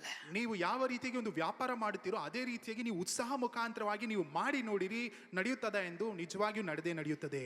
Hallelujah. Hallelujah. கோமாக்குறீங்க ஒரு மாதிரியா பாக்குறீங்க. ಕೋಪ ಉಳ್ಳವರಾಗಿದ್ದೀರಾ? பரவாயில்ல. ಪರವಾಗಿಲ್ಲ. தப்பா நினைக்கிறீங்க. ತಪ್ಪಾಗಿ ಎನಿಸಬೇಡಿರಿ. நீங்க நினைச்சா பரவாயில்ல. ನೀವು ನೆನೆಸಿಕೊಂಡರೂ ಪರವಾಗಿಲ್ಲ. பாஸ்டர் நினைக்க கூடாது. பாஸ்டர் நெக்ஸ்ட் டைம் கூப்பிடாது இருக்க கூடாது. Hallelujah. ಹಲ್ಲೆಲೂಯಾ. ஒரு ஹார்ட் டு ஹார்ட் டாக். ಹೃದಯಕ್ಕೆ ಮಾತನಾಡುವುದು. நீங்களே யோசிச்சு பாருங்க. ನೀವು ಯೋಚಿಸಿ ನೋಡಿರಿ. ஒரு வருஷம், 1 ವರ್ಷ, 2 வருஷம், 2 ವರ್ಷ, 5 வருஷம், 5 ವರ್ಷ, 10 வருஷம் 10 ವರ್ಷ இந்த சபையில இருக்கிறீங்க. ಸಭೆಯಲ್ಲಿದ್ದೀರಾ? என்ன மாற்றம் வந்துக்குதா? ಏನಾದ್ರೂ ಬದಲಾವಣೆ ಬಂದಿದ್ದೀಯಾ? கொஞ்சம் ஆயிக்குது. ಸ್ವಲ್ಪ ಆಗಿದೆ. ஸ்தோத்திரம். ಸ್ತೋತ್ರ. அதுல இருந்துராதீங்க. ಅದರಲ್ಲಿ ಇರಬೇಡಿರಿ. ஒரு பாதி ஆயிக்குது. ಈಗ ಒಂದು ಅರ್ಧ ಆಗಿದೆ. ஸ்தோத்திரம். ಸ್ತೋತ್ರ. அதுல இருந்துராதீங்க. ಅದರಲ್ಲಿ ಇರಬೇಡಿರಿ. நீங்க எழும்பி ஆசீர்வாதமா இருக்கணும், மற்றவங்களுக்கு ஆசீர்வாதமா மாறணும். ನೀವು ಎದ್ದು ನಿಮಗೆ ಆಶೀರ್ವಾದಕರವಾಗಿರಬೇಕು. ಅದು ಮಾತ್ರ ಅಲ್ಲ, ಬೇರೆಯವರಿಗೂ ಸಹ ನೀವು ಆಶೀರ್ವಾದ ಉಳ್ಳವರಾಗಿರಬೇಕು. உங்க வெல்கிலேயே எண்ணெய் இல்லைனாக்கா மற்ற வெல்கில நீங்க எப்படி எண்ணெய் இது வெல்க எரிய வைக்க முடியும்? ನಿಮ್ಮ ದೀಪ ಸ್ತಂಭದಲ್ಲಿಯೇ ಎಣ್ಣೆ ಇಲ್ಲದೆ ಹೋದರೆ ಬೇರೆಯವರ ದೀಪ ಸ್ತಂಭದಲ್ಲಿ ಯಾವ ರೀತಿಯಾಗಿ ಎಣ್ಣೆಯನ್ನು ಹಾಕುತ್ತೀರಾ? Hallelujah. ಹಲ್ಲೆಲೂಯಾ. ஆண்டவர் அருமையான சபை கொடுத்திருக்கிறாரு. ದೇವರು ಒಂದು ಸುಂದರವಾದಂತ ಸಭೆಯನ್ನು அருமையான ಕೊಟ್ಟಿದ್ದಾರೆ. போதகரை கொடுத்திருக்கிறாரு. ಸುಂದರವಾಗಿರುವಂತ ಬೋಧಕರನ್ನು ಕೊಟ್ಟಿದ್ದಾರೆ. உங்களுக்கெல்லாம் அதான் சொல்றேன் இல்ல, எவ்வளவு வருஷம் வரீங்கல்ல, அதனால உங்களுக்கு தெரியுது இல்ல. கொஞ்சம் அப்படி நீங்க நார்த் இந்தியா அந்த பக்கம் இந்த பக்கம் போய் பார்த்தாக்கா அப்போ தெரியும் அங்கே ஜனங்க சபைக்கு போகிறதுக்கு எவ்வளோ கஷ்டம் இருக்குது, என்ன மாதிரி பிரச்சனை இருக்குதுன்ட்டு. ನೀವು ಸುಂದರವಾಗಿರುವಂಥ ಸಭೆಗಳಿಗೆ ಬರುತ್ತಿದ್ದೀರಾ, ಅದರಿಂದ ನಿಮಗೆ ಗೊತ್ತಾಗುತ್ತಿಲ್ಲ. ಆದರೆ ನೀವು ನಾರ್ತ್ ಇಂಡಿಯಾ ಭಾಗಕ್ಕೆ ಹೋಗಿ ನೋಡಬೇಕಾದ್ರೆ ಜನರು ಕಷ್ಟಪಡುತ್ತಿದ್ದಾರೆ. ಸಭೆಗಳು ಇಲ್ಲದ ರೀತಿಯಲ್ಲಿ ದೇವರಿಗೆ ಆರಾಧನೆ ಮಾಡುವುದಕ್ಕೂ ಸ್ಥಳವಿಲ್ಲದ ರೀತಿಯಲ್ಲಿ ಕಷ್ಟಪಡುತ್ತಿದ್ದಾರೆ. எவ்வளோ தூரத்துலேருந்து வரணும், ಎಷ್ಟು ದೂರದಿಂದ ಬರುತ್ತಾರೆ, கஷ்டப்பட்டு வரணும். ಕಷ್ಟಪಟ್ಟು ಬರುತ್ತಾರೆ. இங்கே நல்லா இருக்குது எல்லாம், ಇಲ್ಲಿ ಎಲ್ಲವೂ ಸಹ ಸೌಕರ್ಯಕರವಾಗಿದೆ. அதனால அந்த மாதிரியே போயிடுறேன் பிரதர்ன்னு சொல்லாதீங்க. ಅದರಿಂದಲೇ ಬಂದ ರೀತಿಯಲ್ಲಿ ಹೋಗಿ ಬಿಡುತ್ತೇನೆ ಬ್ರದರ್ ಎಂದು ಹೇಳಬಾರದು. ஹல்லேலூயா. நீங்க எப்படி நீங்க இருக்கிறீங்க அப்படித்தான் உங்க பசங்களும் அப்படித்தான் இருப்பாங்க. ನೀವು ಯಾವ ರೀತಿಯಾಗಿ ಇದ್ದೀರೋ ಅದೇ ರೀತಿಯಲ್ಲಿ ನಿಮ್ಮ ಮಕ್ಕಳು ಸಹ ಬೆಳೆದು ಬರುತ್ತಾರೆ. How you live, that's how your family will be. ನೀವು ಯಾವ ರೀತಿಯಾಗಿ ಜೀವನವನ್ನು ನಡೆಸುತ್ತೀರೋ ಅದೇ ರೀತಿಯಾಗಿ ನಿಮ್ಮ ಕುಟುಂಬವೂ ಸಹ ಕಾಣಲ್ಪಡುತ್ತದೆ. How you have condition of the family, that's how the condition of the church will be. ನಿಮ್ಮ ಜೀವನವು ಯಾವ ಒಂದು ಪರಿಸ್ಥಿತಿಯಲ್ಲಿ ಇದೆ ಅದೇ ರೀತಿಯಾಗಿ ನಿಮ್ಮ ಸಭೆಯೂ ಸಹ ಅದೇ ಪರಿಸ್ಥಿತಿಯಲ್ಲಿ ಕಾಣಲ್ಪಡುತ್ತದೆ. ರಿವೈವಲ್ ಎಂದು ಜಪಿಸಾ போதாது. ನನಗೆ ಬಿಡುಗಡೆ ಎಂದು ಹೇಳುವುದಾ ಬರೀ ಬಾಯಿಯಿಂದ ಹೇಳುವುದಾದರೆ ಅದು ಬರುವುದಿಲ್ಲ. ಇಂಡಿಯಾಗೆ ರಿವೈವಲ್ ವೇಣು, ನಮ್ಮ ಭಾರತ ದೇಶಕ್ಕೆ ಒಂದು ಬಿಡುಗಡೆ ಬೇಕು. ಒಂದು சொல்லிட்டா ಒಂದು ರಿವೈವಲ್ ನಮ್ಮಲ್ಕುள்ள எனக்கு வரணும். ಆ ಒಂದು ಉಜ್ಜೀವನ ಎನ್ನುವಂತದ್ದು ನಮ್ಮ ಒಳಗಡೆ ಬರಬೇಕು. புரிஞ்சுங்களா? First revival should come inside me. ನನ್ನ ಒಳಗಡೆ ಆ ಒಂದು ಉಜ್ಜೀವನವು ಬರಬೇಕು. ನಾನು ಏಂಚಿ ನಿಕ್ಕணும், ನಾನು ಎದ್ದು ನಿಂತುಕೊಳ್ಳಬೇಕು, ನಾನು ಡೈಲಿ ಜೊಬಿக்கணும், ನಾನು ಪ್ರತಿದಿನವೂ ಪ್ರಾರ್ಥಿಸಬೇಕು. அப்ப உங்க பிள்ளைங்க பார்க்குவாங்க, ಆಗ ನಿಮ್ಮ ಮಕ್ಕಳು ನಿಮ್ಮನ್ನು ನೋಡುತ್ತಾರೆ, உன்னை ஃபாலோ பண்ணுவாங்க, ನಿಮ್ಮನ್ನು ನೋಡಿ ಹಿಂಬಾಲಿಸುತ್ತಾರೆ. உங்க அக்கினி உங்க உள்ள இருந்தாக்கா நீங்க வந்துட்டு இப்படி பண்ணுங்க அப்படி பண்ணுங்க துதிங்க சொல்ல முடியாது. நீங்க வந்தீங்கன்னா ஆட்டோமேட்டிக்கா ஸ்டார்ட் ஆயிடும். ನಿಮ್ಮ ಒಳಗಡೆ ಆ ಒಂದು ಬೆಂಕಿ ಇರುವುದಾದರೆ ನೀವು ಇದನ್ನು ಮಾಡಿ ಅದನ್ನು ಮಾಡಿ ಎಂದು ಹೇಳುವುದು ಅಗತ್ಯವಿಲ್ಲ. ಅದು ತಕ್ಷಣ ನೀವು ಬಂದು ನೀವು ಮಾಡುವಂತ ಸಮಯದಲ್ಲಿ ಬೇರೆಯವರಿಗೂ ಸಹ ಅದು ಹತ್ತಿ ಉರಿಯುತ್ತದೆ.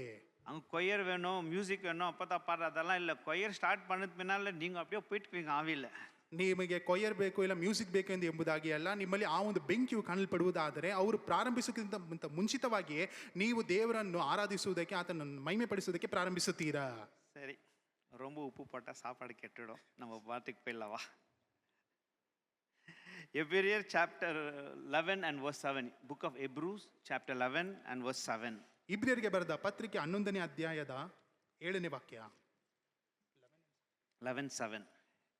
7ನೇ ಅಧ್ಯಾಯದ Bible says by faith Noah built the ark to save his family. ನಂಬಿಕೆ ಮುಖಾಂತರವಾಗಿ ನೋಹನು ನಾವೆಯನ್ನು ಕಟ್ಟಿ ತನ್ನ ಕುಟುಂಬವನ್ನು ರಕ್ಷಿಸಿಕೊಂಡನು. Yes, by faith Noah built the ark to save his family. ನಂಬಿಕೆ ಮುಖಾಂತರವಾಗಿ ನೋಹನು ಆ ಒಂದು ನಾವೆಯನ್ನು ಕಟ್ಟಿ ತನ್ನ ಕುಟುಂಬವನ್ನು ರಕ್ಷಿಸಿಕೊಂಡನು. And the Bible says in Genesis 6:22, ಅಲ್ಲಿ ಆದಿಕಾಂಡ 6 ಮತ್ತೆ 22ನೇ ಅಧ್ಯಾಯ Noah obeyed and did everything the Lord commanded him. ಅಲ್ಲಿ ನೋಹನಿಗೆ ದೇವರು ಹೇಳಿದ ಪ್ರತಿಯೊಂದು ಆಜ್ಞೆಗಳನ್ನು ಚಾಚು ತಪ್ಪದೆ ಅನುಸರಿಸಿ ಎಲ್ಲವನ್ನೂ ಮಾಡಿದನು. We see here by faith Noah built the ark ಅಲ್ಲಿ ನಂಬಿಕೆ ಮುಖಾಂತರವಾಗಿ ನೋಹನು ನಾವೇನು ಕಟ್ಟಿದನು, to save his family. ತನ್ನ ಕುಟುಂಬವನ್ನು ರಕ್ಷಿಸಿಕೊಳ್ಳುವುದಕ್ಕೋಸ್ಕರ. And the Bible says Noah obeyed and did everything the Lord had commanded him. ಅಲ್ಲಿ ದೇವರು ಆತನಿಗೆ ಆಜ್ಞಾಪಿಸಿದಂತ ಎಲ್ಲ ಆಜ್ಞಾವಿಧಿಗಳನ್ನು ಚಾಚು ತಪ್ಪದೆ ಆತನು ಪಾಲಿಸಿ ಅದನ್ನು ನೆರವೇರಿಸಿದನು. God told him to build and build a big ship. ದೇವರು ಆತನಿಗೆ ಆಜ್ಞೆ ಕೊಟ್ಟರು, ದೊಡ್ಡದಾಗಿರುವಂತ ಒಂದು ನಾವೆಯನ್ನು ಕಟ್ಟು. Though he never saw rain before, ಆತನು ಎಂದಿಗೂ ಮಳೆ ಯಾವ ರೀತಿಯಾಗಿ ಬರುತ್ತದೆ ಎಂದು ಗೊತ್ತಿಲ್ಲದೆ ಇದ್ದರು, but still he built a big ark. ಆತನು ದೊಡ್ಡದಾಗಿರುವಂತ ನಾವೆಯನ್ನು ಕಟ್ಟಿದನು. When he built the ark, he never built on the sea or near the sea. ಆತನು ನಾವೆಯನ್ನು ಕಟ್ಟುವಂತ ಸಮಯದಲ್ಲಿ ಸಮುದ್ರದ ಮಧ್ಯವಾಗಲಿ ಇಲ್ಲ ಸಮುದ್ರದ ಮೇಲೆ ಆತನು ಅದನ್ನು ಕಟ್ಟಲಿಲ್ಲ. Where he was staying on the land, he built the ship. ಆತನು ವಾಸ ಮಾಡಿದಂತ ಆ ಒಂದು ಪ್ರಾಂತ್ಯದಲ್ಲಿಯೇ ಆ ಒಂದು ನಾವೆಯನ್ನು ಕಟ್ಟಿದನು. It did not make any sense. ಇದು ಏನು ಅರ್ಥಪೂರ್ವಕವಾಗಿ ಕಾಣಲ್ಪಡುತ್ತಿಲ್ಲ. Building a huge ship ಆತನು ದೊಡ್ಡದಾಗಿರುವಂತ ನಾವೆ ಕಟ್ಟಿದ್ದಾನೆ, on the land.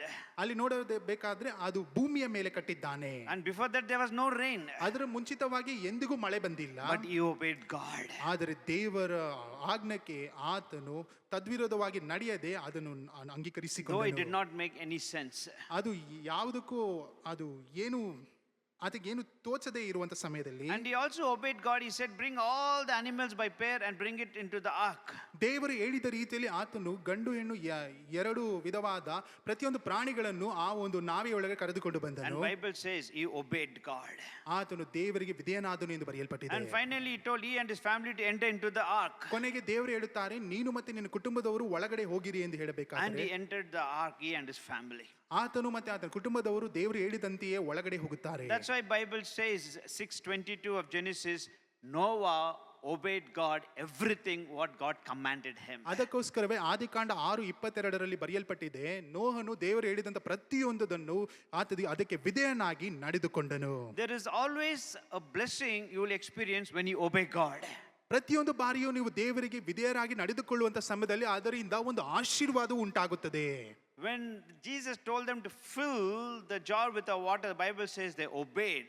ಅಲ್ಲಿ ಯೇಸು ಕ್ರಿಸ್ತನು ಬಾನೆಗಳಲ್ಲಿ ನೀರನ್ನು ತುಂಬಿರಿ ಎಂದು ಹೇಳಬೇಕಾದರೆ ಆತನ ಮಾತಿಗೆ ವಿಧೇಯರಾಗಿ ನಡೆದರು. Everywhere we see in the Bible when God told something, when they obeyed, they experienced miracles. ಅಲ್ಲಿ ಪ್ರತಿಯೊಂದು ಬಾರಿಯೂ ಸತ್ಯದ ವಾಕ್ಯದಲ್ಲಿ ಬರೆಯಲ್ಪಟ್ಟಿದೆ, ದೇವರು ಹೇಳಿದಂತ ವಾಕ್ಯಗಳಿಗೆ ವಿಧೇಯರಾಗಿ ನಡೆದುಕೊಳ್ಳುವಂತ ಸಮಯದಲ್ಲಿ ಅವರು ಆ ಒಂದು ಅದ್ಭುತಗಳನ್ನು ಅನುಭವಿಸಿದರು. Bible says obedience is better than sacrifice. ಅಲ್ಲಿ ಅಲ್ಲಿ ಯಜ್ಞಕ್ಕಿಂತ ವಿಧೇಯತ್ವವು ಮುಖ್ಯ ಎಂದು ದೇವರ ವಾಕ್ಯ ಹೇಳುತ್ತದೆ. Hallelujah. Hallelujah. Only just praying and fasting alone will not help. ಬರೀ ಪ್ರಾರ್ಥನೆ ಉಪವಾಸದಿಂದ ಅದು ನಿಮಗೆ ಏನು ಅದು ಸಹಾಯ ಮಾಡುವುದಿಲ್ಲ. Before you pray, when God has told you something, if you don't obey, if you keep praying, nothing will happen. ನೀವು ಪ್ರಾರ್ಥಿಸುವುದಕ್ಕಿಂತ ಮುಂಚಿತವಾಗಿ ದೇವರು ಒಂದು ಆಜ್ಞಾ ವಿಧಿಯನ್ನು ಕೊಡುವುದಾದರೆ ಅದಕ್ಕೆ ನೀವು ತದ್ವಿರುದ್ಧವಾಗಿ ನಡೆಯುವುದಾದರೆ ಪ್ರಾರ್ಥಿಸುವುದಾದರೆ ಅದು ಏನು ನಡೆಯುವುದಿಲ್ಲ. I say always one thing. ನಾನು ಯಾವಾಗಲೂ ಒಂದನ್ನು ಹೇಳುತ್ತೇನೆ, What 1 kg of prayer cannot do, 1 drop of obedience will do things.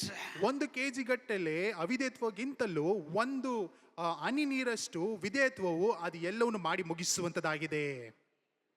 Amen. Amen. Hallelujah. Hallelujah. So when you pray, when you fast, when you do something, check your life. Do I obey God what He told me before? ನೀವು ಪ್ರಾರ್ಥಿಸುವುದಕ್ಕಿಂತ ಮುಂಚಿತವಾಗಿ, ನೀವು ಉಪವಾಸ ಮಾಡುವುದಕ್ಕಿಂತ ಮುಂಚಿತವಾಗಿ ನಿಮ್ಮ ಹೃದಯವನ್ನು ಪರೀಕ್ಷಿಸಿ ನೋಡಿರಿ, ದೇವರು ಹೇಳಿದಂತ ಆಜ್ಞಾವಿಧಿಗಳನ್ನು ಪಾಲಿಸುತ್ತಿದ್ದೇನಾ ಇಲ್ಲವಾ ಎಂದು. Obedience always brings blessing. ಈ ಒಂದು ವಿಧೇಯತ್ವ ಎನ್ನುವಂಥದ್ದು ಪ್ರತಿ ಬಾರಿಯೂ ನಿಮಗೆ ಆಶೀರ್ವಾದವನ್ನು ತಂದು ಕೊಡುವಂತದಾಗಿದೆ. Jesus being the son of God, he was obedient unto death, Bible says. ಅಲ್ಲಿ ಯೇಸು ಕ್ರಿಸ್ತನು ದೇವರ ಮಗನಾಗಿದ್ದರೂ ಸಹ ಆತನು ಮರಣಕ್ಕೆ ಒಳಗಾಗುವವರೆಗೂ ಆತನು ದೇವರ ಮೇಲೆ ಅವಲಂಬಿಕೆ ಉಳ್ಳವನಾಗಿದ್ದನು. God told Noah, which makes no sense of what it is, still he obeyed God. ಅಲ್ಲಿ ದೇವರು ಹೇಳಿದ್ದನ್ನು ಅದು ಏನು ಒಂದು ಕ್ರಿಯೆಗೆ ತರದೆ ಹೋಗಿದ್ದರೂ ಸಹ ಆತನು ದೇವರ ಮೇಲೆ ನಂಬಿಕೆ ಇಟ್ಟು ಅದನ್ನು ಮಾಡುತ್ತಿದ್ದನು. God told Abraham, take your son Isaac on the mountain there and kill him. it sounds so crazy, but still he obeyed God. ಅಲ್ಲಿ ದೇವರು ಅಬ್ರಹಾಮನನ್ನು ನೋಡಿ ನಿನ್ನ ಮಗನಾಗಿರುವಂತ ಈಸಾಕನನ್ನು ಆ ಒಂದು ಬೆಟ್ಟಕ್ಕೆ ತೆಗೆದುಕೊಂಡು ಹೋಗಿ ನನಗೆ ಸಮರ್ಪಿಸಿ ಎಂದು ಹೇಳಬೇಕಾದ್ರೂ ಸಹ ಅದು ಅರ್ಥವೇ ಇಲ್ಲದೆ ಇದ್ದರೂ ಸಹ ದೇವರ ಮಾತಿಗೆ ಅದನ್ನು ಕಿವಿಗೊಟ್ಟು ವಿಧೇಯನಾದನು. Hallelujah. Hallelujah. Today I just want to talk to you for a little while. Noah's family in the ark. ನಾನು ಕೆಲವು ಸಮಯವರೆಗೂ ನೋಹನು ಆ ಒಂದು ನಾವೆಯಲ್ಲಿ ಇದ್ದಂತ ಸಮಯವನ್ನು ಕುರಿತಾಗಿ ನಾನು ಮಾತನಾಡೋದಕ್ಕೆ ಇಷ್ಟಪಡುತ್ತೇನೆ. 4 important lessons. What is ark to us?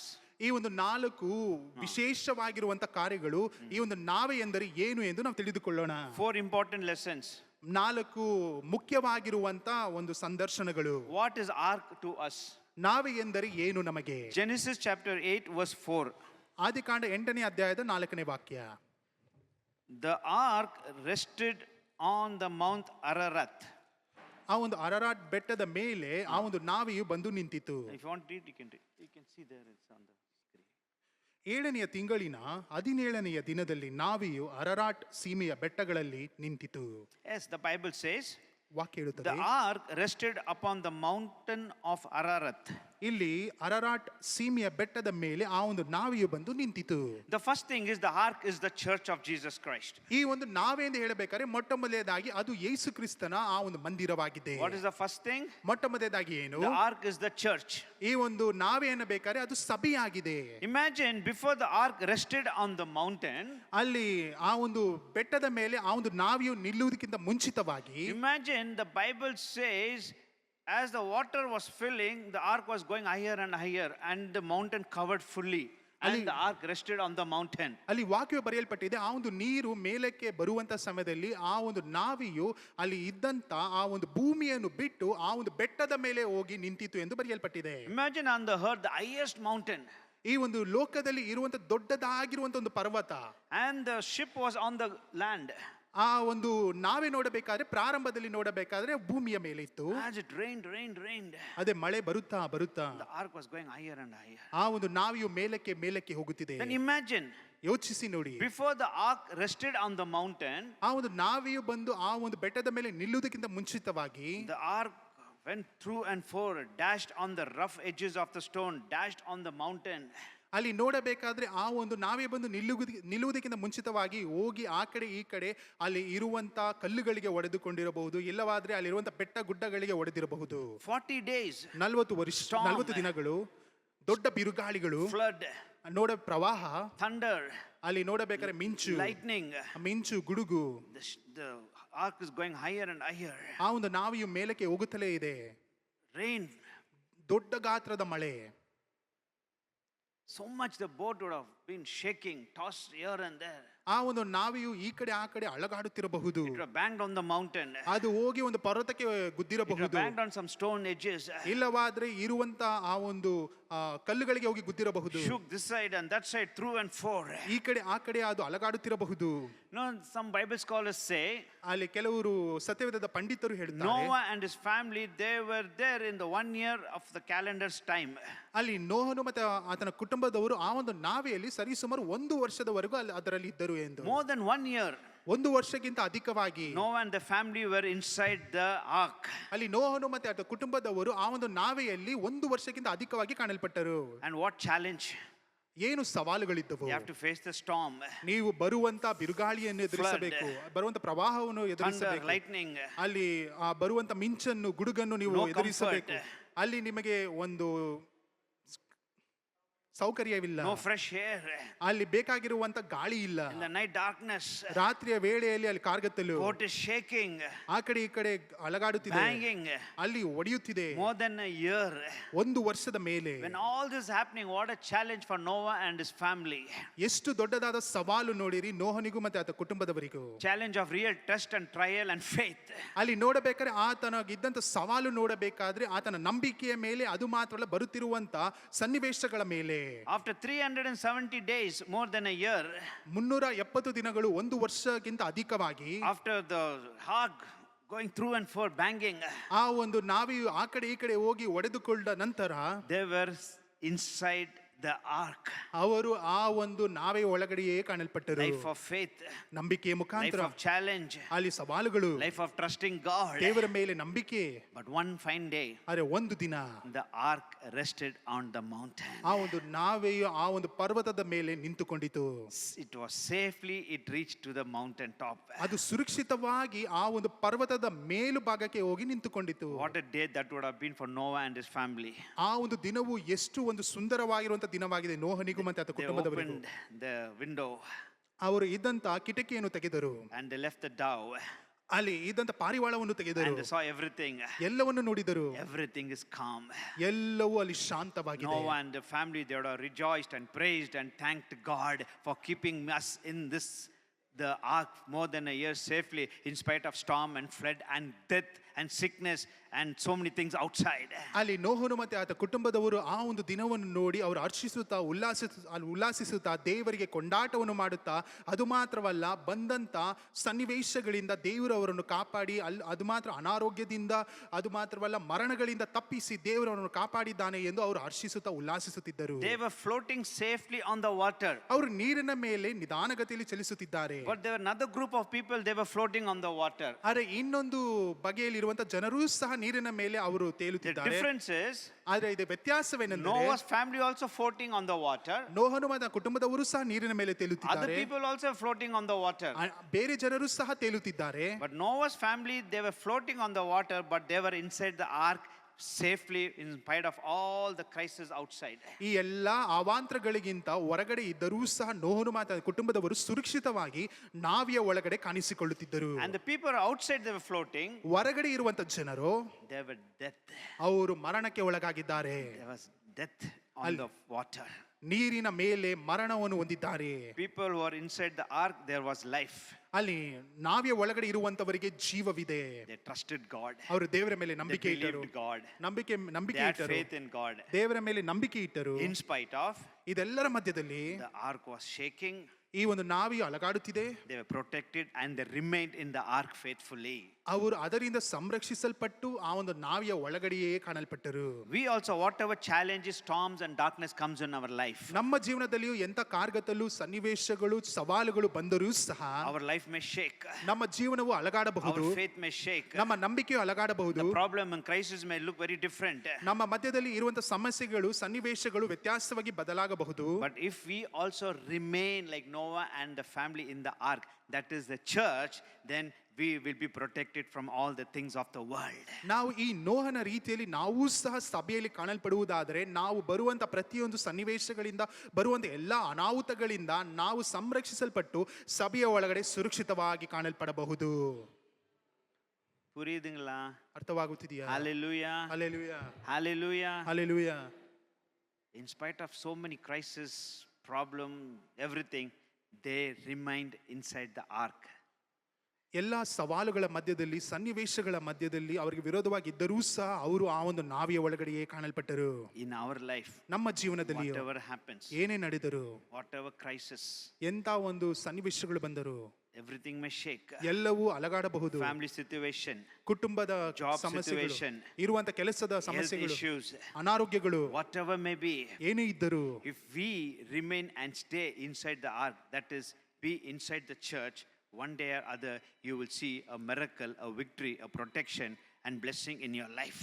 ನೀವು ಈ ನೋಹನ ರೀತಿಯಲ್ಲಿ ನೀವು ಸಹ ಆ ಒಂದು ನಾವಿಯ ಒಳಗಡೆ ಸಭೆ ಎನ್ನುವಂತ ನಾವಿಯ ಒಳಗಡೆ ನೀವು ಇರುವುದಾದರೆ ಅದರಿಂದ ಬರುವಂತ ಆಶೀರ್ವಾದವನ್ನು, ಅದರಿಂದ ಬರುವಂತ ಸಂರಕ್ಷಣೆಯನ್ನು, ಅದರಿಂದ ಬರುವಂತ ಅನಾರೋಗ್ಯವನ್ನು ನೀವು ಅನುಭವಿಸುತ್ತೀರಾ. Hallelujah. Hallelujah. Hallelujah. Hallelujah. When the boat began to dash on the mountain, Noah and family didn't come out. Still, they remained faithful inside the ark. ಆ ಒಂದು ನಾವೆಯು ಹೋಗಿ ಅಲ್ಲಿರುವಂತ ಕಲ್ಲುಗಳಿಗೆ, ಅಲ್ಲಿರುವಂತ ಪರ್ವತಗಳಿಗೆ ಹೋಗಿ ಗುದಿಯುವಂತ ಸಮಯದಲ್ಲಿ ಅವರು ಭಯಭ್ರಾಂತರಾಗಿ ಆ ಒಂದು ನಾವೆಯಿಂದ ಹೊರಗಡೆ ಬರಲಿಲ್ಲ. ಅವರು ಅದು ಒಳಗಡೆಯೇ ಇದ್ದರು. ಅದರಿಂದ ಅವರಿಗೆ ಸಂರಕ್ಷಣೆಯು, ಸುರಕ್ಷತೆಯು ದೊರಕಿತು.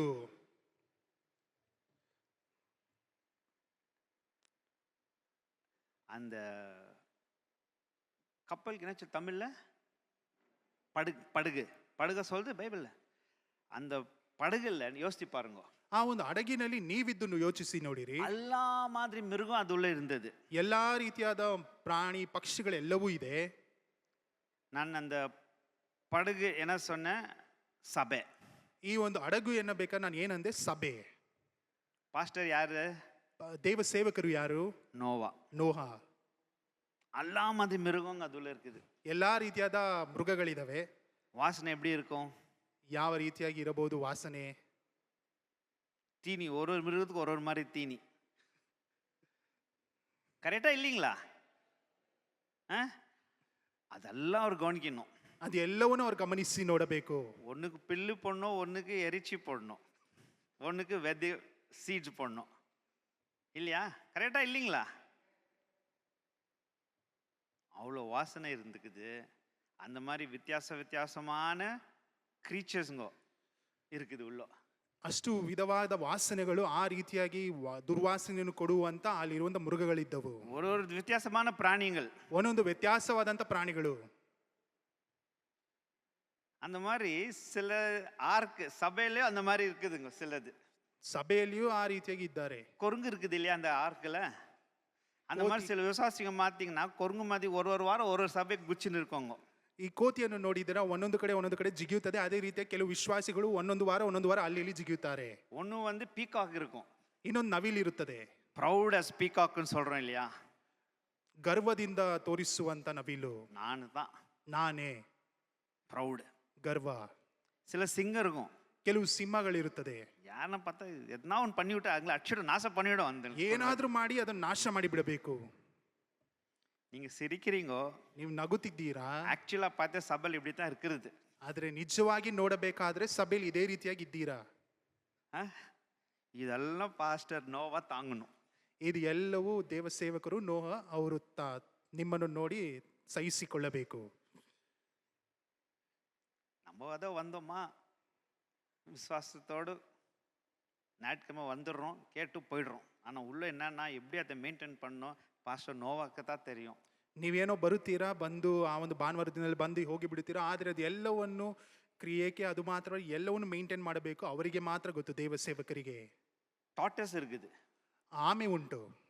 டாட்டஸ் தெரியல, மெல்லமா போகும். ಈ ಒಂದು ಆಮೆ ನೋಡಬೇಕಾದ್ರೆ ನಿಧಾನಗತಿಯಲ್ಲಿ ಚಲಾಯಿಸುತ್ತದೆ. புலி சிங்கம், புலி ಲಯನ್ ಟೈಗರ್, ಸಿಂಹ ಮತ್ತೆ ಹುಲಿ ಸ್ಪೀಡ್ ಅಪ್ ಓடும், ವೇಗವಾಗಿ ಓಡುತ್ತದೆ. சில பறவைகள் பேர்ட்ஸ், ಪಕ್ಷಿಗಳು அது நடக்காது, ஸ்பீடா ஓடாது, அது பறந்துன்னு வரும். ಅದು ನಡೆಯುವುದಿಲ್ಲ, ಓಡುವುದಿಲ್ಲ, ಅದು ಗಾಳಿಯಲ್ಲಿ ಅದು ಹಾರುತ್ತಾ ಬರುತ್ತದೆ. அத்தையும் அட்ஜஸ்ட் பண்ணி ஓடுறத பிடிச்சி உள்ள போடணும். ஸ்பீடா ஓடுது, அத்தையும் பிடிச்சி உள்ள போடணும். மெல்லமா வருது, அத்தையும் பிடிச்சி உள்ள போடணும். ಇದು ವೇಗವಾಗಿ ಓಡುವಂತದನ್ನು ಸಹ ಹಿಡಿದು ಒಳಗಡೆ ಹಾಕಬೇಕು, ಹಾರಿ ಹೋಗುವಂತದನ್ನು ಸಹ ಹಿಡಿದು ಒಳಗಡೆ ಹಾಕಬೇಕು, ನಿಧಾನಗತಿಯಲ್ಲಿ ಹೋಗುವಂತದನ್ನು ಸಹ ಹಿಡಿದು ಒಳಗಡೆ ಹಾಕಬೇಕು. அதுக்கு தான் அந்த பாஸ்டர் ஊழியம் வாண்டான்னு நம்ம இவாஞ்சலிஸ்ட் மாதிரி டிராவல் பண்ணிடுறோம். ரொம்ப கஷ்டங்கோ, ಇದು ಬಹಳ ಕಷ್ಟ. ஒரு சபை நடத்தினா ரொம்ப கஷ்டம். ಒಂದು ಸಭೆ ನಡೆಸುವಂತದ್ದು ಬಹಳ ಕಷ್ಟ. அது இன்னும் கமிட்டட் விசுவாசிங்க இல்லைன்னா இன்னும் கஷ்டம். ಒಂದು ವೇಳೆ ಅವಿಶ್ವಾಸಿಗಳು ಇರುವುದಾದರೆ ಇನ್ನೂ ಕಷ್ಟ. I thank god people who stand with the pastor. ನಾನು ದೇವರಿಗೆ ಸ್ತೋತ್ರ ಮಾಡುತ್ತೇನೆ, ಯಾವ ಜನರು ದೇವರ ಸೇವಕರ ಒಟ್ಟಿಗೆ ಕೈಯನ್ನು ಜೋಡಿಸಿ ಅವರ ಸಂಗಡ ಸೇವೆ ಮಾಡುತ್ತಿದ್ದಾರೆ. Stand with the pastor. ನಿಮ್ಮ ದೇವ ಸೇವಕರ ಒಟ್ಟಿಗೆ ನೀವು ನಿಂತುಕೊಳ್ಳಿರಿ. Be a service and helpful in the church. ನೀವು ಸಭೆಗೂ ಮತ್ತೆ ಅವರಿಗೂ ನೀವು ಸಹಾಯಕರಾಗಿ ಕಾಣಿಸಿಕೊಳ್ಳಿರಿ. ஆண்டவர் ஒருத்தருக்கும் கடனாளியா இருக்க மாட்டார். நீ என்ன செய்ய ஆண்டவருடைய வீட்டுக்கு ஆண்டவர் உங்க வீட்டுக்கு செய்வார் கண்டிப்பா. ದೇವರು ಎಂದಿಗೂ ಸಾಲಗಾರನಲ್ಲ. ನೀವು ದೇವರ ಮನೆಗೆ ಎಂದು ನೀವು ಏನನ್ನು ಮಾಡುತ್ತೀರೋ ಅದನ್ನು ಮತ್ತೆ ಹಿಂತಿರುಗಿ ದೇವರು ಕೊಡುವಂತವನಾಗಿದ್ದಾನೆ. What I am trying to tell you, Noah and his family, whatever situation, bad, stinking, all kind of things, still they were inside the ark. ನಾನು ಏನನ್ನು ಹೇಳುವುದಕ್ಕೆ ಬರುತ್ತಿದ್ದೀನಿ ಅಂದರೆ, ನೋಹನು ಆ ಒಂದು ಪರಿಸ್ಥಿತಿ ನೋಡಬೇಕಾದ್ರೆ ದುರ್ವಾಸನೆ ಇದ್ದರೂ ಸಹ, ಕಷ್ಟವಿದ್ದರೂ ಸಹ, ಅದು ಎಲ್ಲರ ಮಧ್ಯದಲ್ಲಿ ಅವರು ಆ ಒಂದು ನಾವೆಯಲ್ಲಿಯೇ ಕಾಣಲ್ಪಟ್ಟರು. அவங்க குடும்பமே சொல்ல, ஐயோ இந்த மாதிரி கப்பு வாசனை அடிக்குது, இந்த மாதிரி இருக்குது வெளியே வரல. ಅವರ ಕುಟುಂಬದವರು ಈ ರೀತಿಯಾಗಿ ಹೇಳಲಿಲ್ಲ, ಅಯ್ಯೋ ಕೆಟ್ಟದಾದ ವಾಸನೆ ಬರುತ್ತಿದೆ, ನಮ್ಮ ಕೈಲಿ ಆಗುತ್ತಿಲ್ಲ ಎಂದು ಎಂದಿಗೂ ಅವರು ಅಲ್ಲಿ ದೂರನ್ನು ಹೇಳಲಿಲ್ಲ. ಆಲ್ ರಿಮೈನ್ಡ್, ಅವರು ಎಲ್ಲರೂ ಅಲ್ಲೇ ಇದ್ದರು. என்ன ಪ್ರಾಬ್ಲಮ್ ಆನಾலும், ಎಂತ ಒಂದು ಸಮಸ್ಯೆ ಇದ್ದರು, என்ன மாதிரி மிருகங்க இருந்தாலும், ಎಂತ ಒಂದು ಪ್ರಾಣಿ ಪಕ್ಷಿಗಳಿದ್ದರು, என்ன மாதிரி ನೇಚರ್ಗಳ இருந்தாலும், ಎಂತ ಒಂದು ಹೃದಯದಲ್ಲಿ ಕಾಣಲ್ಪಡುವಂತವರು ಇದ್ದರು. அவங்க எப்படி அட்ஜஸ்ட் பண்ணி உள்ள இருந்தாங்கோ அதே மாதிரி நீங்க அட்ஜஸ்ட் பண்ணி உள்ள இருக்கும்போது then you will rest on the mountain one day. ನೀವು ಅವರು ಯಾವ ರೀತಿಯಾಗಿ ಅದರ ಎಲ್ಲರ ಮಧ್ಯದಲ್ಲಿ ಸಹಿಸಿಕೊಂಡು ನಿಂತುಕೊಂಡರೋ, ನೀವು ಸಹ ಅದೇ ರೀತಿಯಾಗಿ ಇರುವುದಾದ್ರೆ ಒಂದು ದಿನ ನೀವು ಪರ್ವತದ ಮೇಲೆ ನೀವು ನಿಂತುಕೊಳ್ಳುತ್ತೀರಾ. என்ன சொல்ல வரேன் தெரியுமா? ಏನು ಹೇಳೋದಕ್ಕೆ ಬರುತ್ತಿದೆ? ಬೈಬಲ್ நம்ம படிச்சோம் இல்லையா? ನಾವು ಸತ್ಯದ ವಾಕ್ಯವನ್ನು ಓದಿದ್ದೇವೆ. rested on the mount Ararat. ಈ ಒಂದು ನಾವೆಯು ಅರರಾಟ್ ಸೀಮೆಯ ಬೆಟ್ಟದ ಮೇಲೆ ನಿಂತುಕೊಂಡಿತು. With all the shaking, ಎಲ್ಲವೂ ಅಲಗಾಡಿದರೂ ಸಹ it reached the mountain top. ಅದು ಪರ್ವತದ ಮೇಲ್ತುದಿಗೆ ಹೋಗಿ ಮುಟ್ಟಿತು. That mountain Ararat.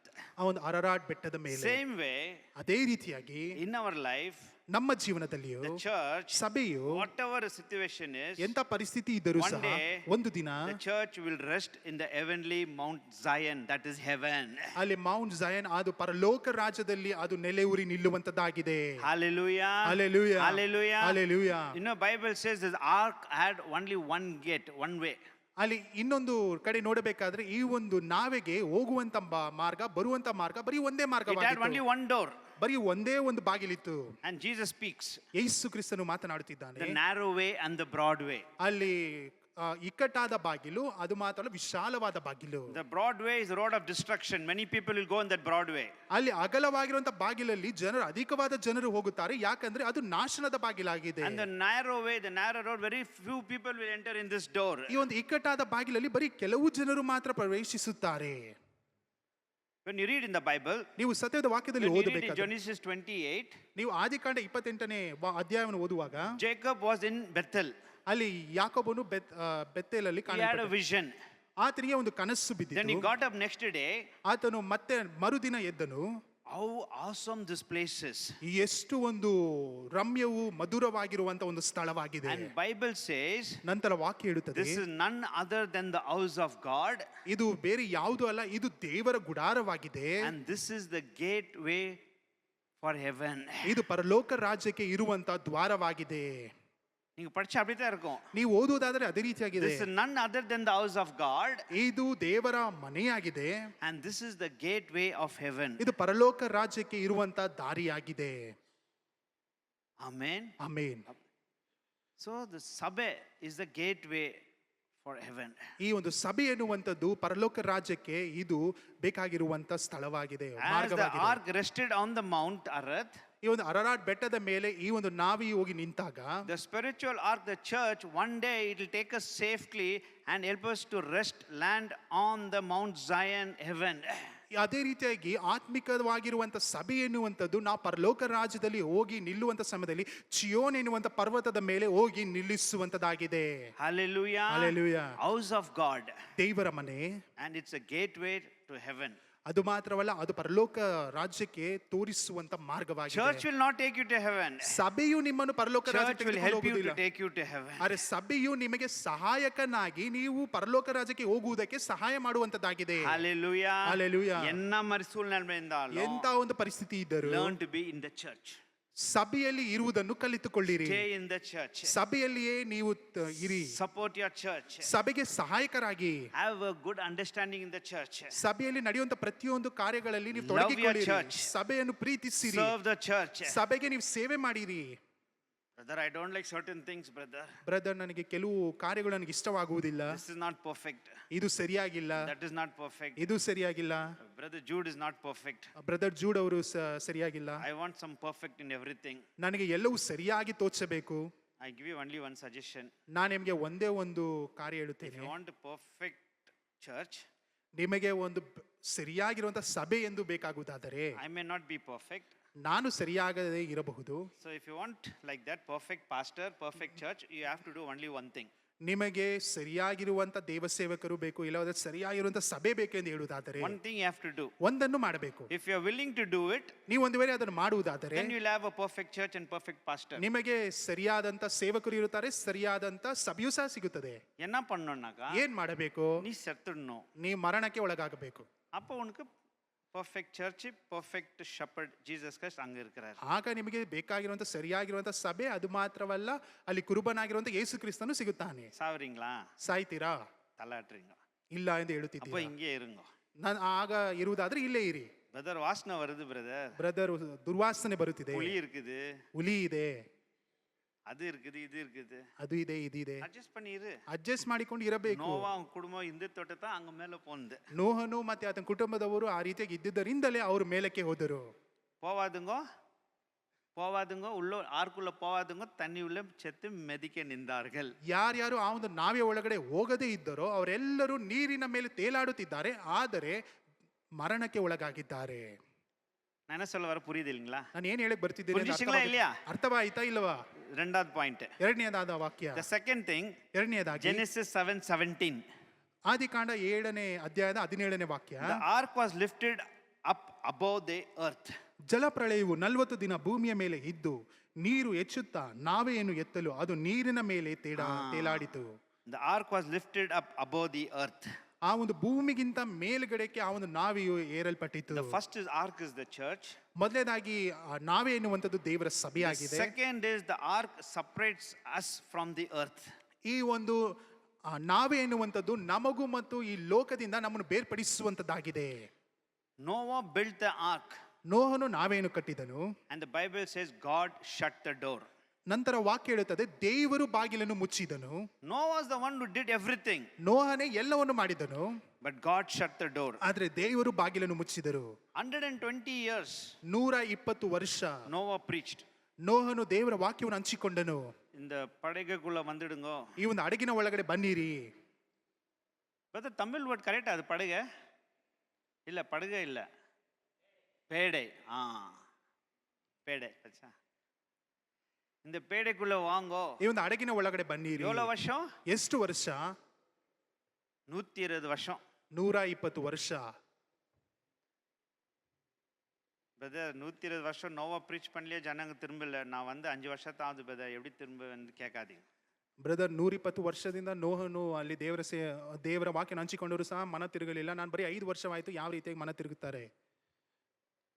இப்போ பரிசுத்த ஆவியானவர் இருக்கிறார் உங்களை கன்விக்ட் பண்றதுக்கு. ಈಗ ಪರಿಶುದ್ಧಾತ್ಮನಿದ್ದಾನೆ ನಿಮಗೆ ಸಹಾಯ ಮಾಡುವುದಕ್ಕೋಸ್ಕರ. 120 years 120 ವರ್ಷ the door was kept open. ಆ ಒಂದು ಬಾಗಿಲು ತೆರೆಯಲ್ಪಟ್ಟಿತು. Every time Noah was preaching. ಪ್ರತಿ ದಿನವೂ ನೋಹನು ದೇವರ ವಾಕ್ಯವನ್ನು ಹಂಚುತ್ತಲೇ ಇದ್ದಾನೆ. And he was building the ark. ಅಲ್ಲಿ ನಾವೆಯನ್ನು ಕಟ್ಟುತ್ತಲೇ ಇದ್ದಾನೆ. People made fun of him. ಜನರು ಆತನ ನೋಡಿ ಪರಿಹಾಸ್ಯ ಮಾಡಿದರು. வரவங்கள பரிகாசி பண்ணாருங்க. ಹೋಗುವಂತವರು ಬರುವಂತವರು ಪರಿಹಾಸ್ಯ ಮಾಡಿದರು. என்ன பண்றாரு இவரு? ಏನ್ ಮಾಡುತ್ತಿದ್ದಾರೆ? தண்ணி வரப்போதா? ನೀರು ಬರುತ್ತದಾ? இது அப்படியே மேல மெதுக்க போறாங்களா? ಇದು ಮೇಲೆ ಹಾಗೆ ಹಾದು ಹೋಗುತ್ತದಾ? அவங்க ஒண்டி தான் உள்ள இருக்குவாங்க. ಅವರು ಮಾತ್ರ ಒಳಗಡೆ ಇರುತ್ತಾರೆ. இதெல்லாம் யார் நம்புவாங்க? ಯಾರು ನಂಬುತ್ತಾರೆ? 120 வருஷம் 120 ವರ್ಷ ಓದಿச்சுனே இருக்கிறாரு. ಅವರು ಮಾತನಾಡುತ್ತಲೇ ಇದ್ದಾರೆ. அந்த படகை செய்துனே இருக்கிறாரு. ಆ ಒಂದು ಹಡಗನ್ನು ಮಾಡುತ್ತಲೇ ಇದ್ದಾರೆ. அது தொந்து வச்சிருக்காரு. ಆ ಒಂದು ಕದವನ್ನು ತೆಗೆದಿಟ್ಟಿದ್ದಾರೆ. வாங்க வாங்க சொல்லிட்டு இருக்காங்க. ಆ ಒಳಗಡೆ ಬನ್ನಿ ಬನ್ನಿ ಎಂದು ಕರೆಯುತ್ತಲೇ ಇದ್ದಾರೆ. ಜನங்க பாவத்திலயும் குடி வெறியிலயும் அந்த பாவத்திலே இருக்காங்க. ಜನರು ಪಾಪದಲ್ಲಿಯೂ ಕುಡಿತನದಲ್ಲಿಯೂ ಇದ್ದಾರೆ. மழை கொஞ்சம் தூரம் ஸ்டார்ட் ஆச்சு. ಮಳೆ ನಿಧಾನಗತಿಯಲ್ಲಿ ಪ್ರಾರಂಭಿಸಿತು. அப்பனா வந்திருந்துக்கலாம் இல்லையா? ಹಾಗಾದರೂ ಬರಬೇಕಿತ್ತಲ್ಲವೇ? அப்ப கூட வரல. ಆಗಲೂ ಬರಲಿಲ್ಲ. ஓ நல்லா குளுக்குதுன்ட்டு நல்ல ஷவர் ಆಫ್ ಬ್ಲೆಸ್ಸಿಂಗ್ இந்த மாதிரி தூரல்ல நல்லா ಎಂಜಾಯ್ பண்ணிருந்தாங்க வெளிய. ಓ ಚೆನ್ನಾಗಿದೆ, ಮಳೆ ಬರುತ್ತಿದೆ ಎಂದು, ಚೆನ್ನಾಗಿದೆ ವಾತಾವರಣ ಎಂದು ಅಲ್ಲಿ ಅವರು ಆನಂದಿಸುತ್ತಿದ್ದರು. நல்லா ಕೂಲ நல்லா இருக்குது. ಅಲ್ಲಿ ತಣ್ಣಗೆ ಇದೆ. ಟೈಮ್ வந்தது பாருங்க. ಸಮಯ ಬಂದಿತು ನೋಡಿರಿ. Bible says god shut the door. ಸಮಯ ಬಂದಿದ ತಕ್ಷಣ ದೇವರು ಬಾಗಿಲನ್ನು ಮುಚ್ಚಿದನು.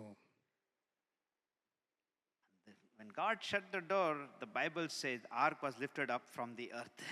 ದೇವರು ಯಾವಾಗ ಬಾಗಿಲನ್ನು ಮುಚ್ಚಿದನೋ ವಾಕ್ಯವು ಬರೆಯಲ್ಪಟ್ಟಿದೆ, ಆ ಒಂದು ನಾವೆಯನ್ನು ದೇವರು ಭೂಮಿಯಿಂದ ಮೇಲಕ್ಕೆ ಎತ್ತುಕೊಂಡು ಹೋದನು. ಮಳೆ ಜಾಸ್ತಿ ಆಯ್ತು. ಮಳೆ ಜಾಸ್ತಿ ಆಗುತ್ತಲೇ ಇದೆ.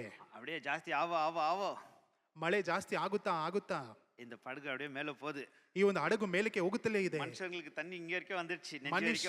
ಮನುಷ್ಯರಿಗೆ ಈ ಒಂದು ಎದೆಯವರೆಗೂ ನೀರು ಬಂದು ಬಿಟ್ಟಿತು.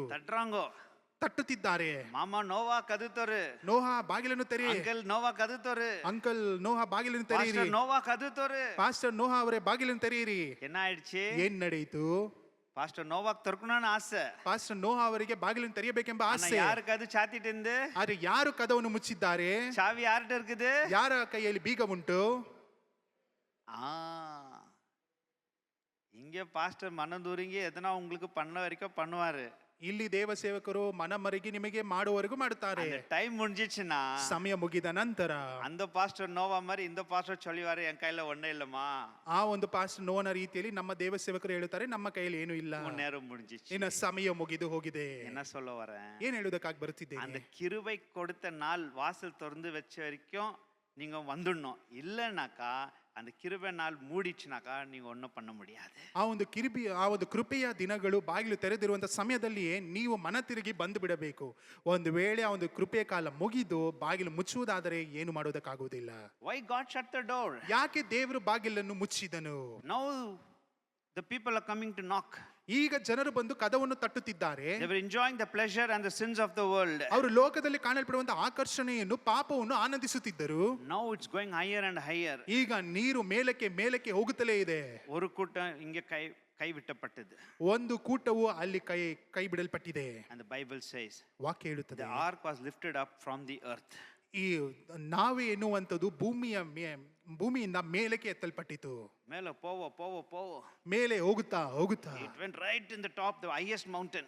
ಅಲ್ಲಿ ಬಹಳ ಎತ್ತರವಾಗಿರುವಂತ ಪರ್ವತಕ್ಕೆ ಹೋಗಿತು.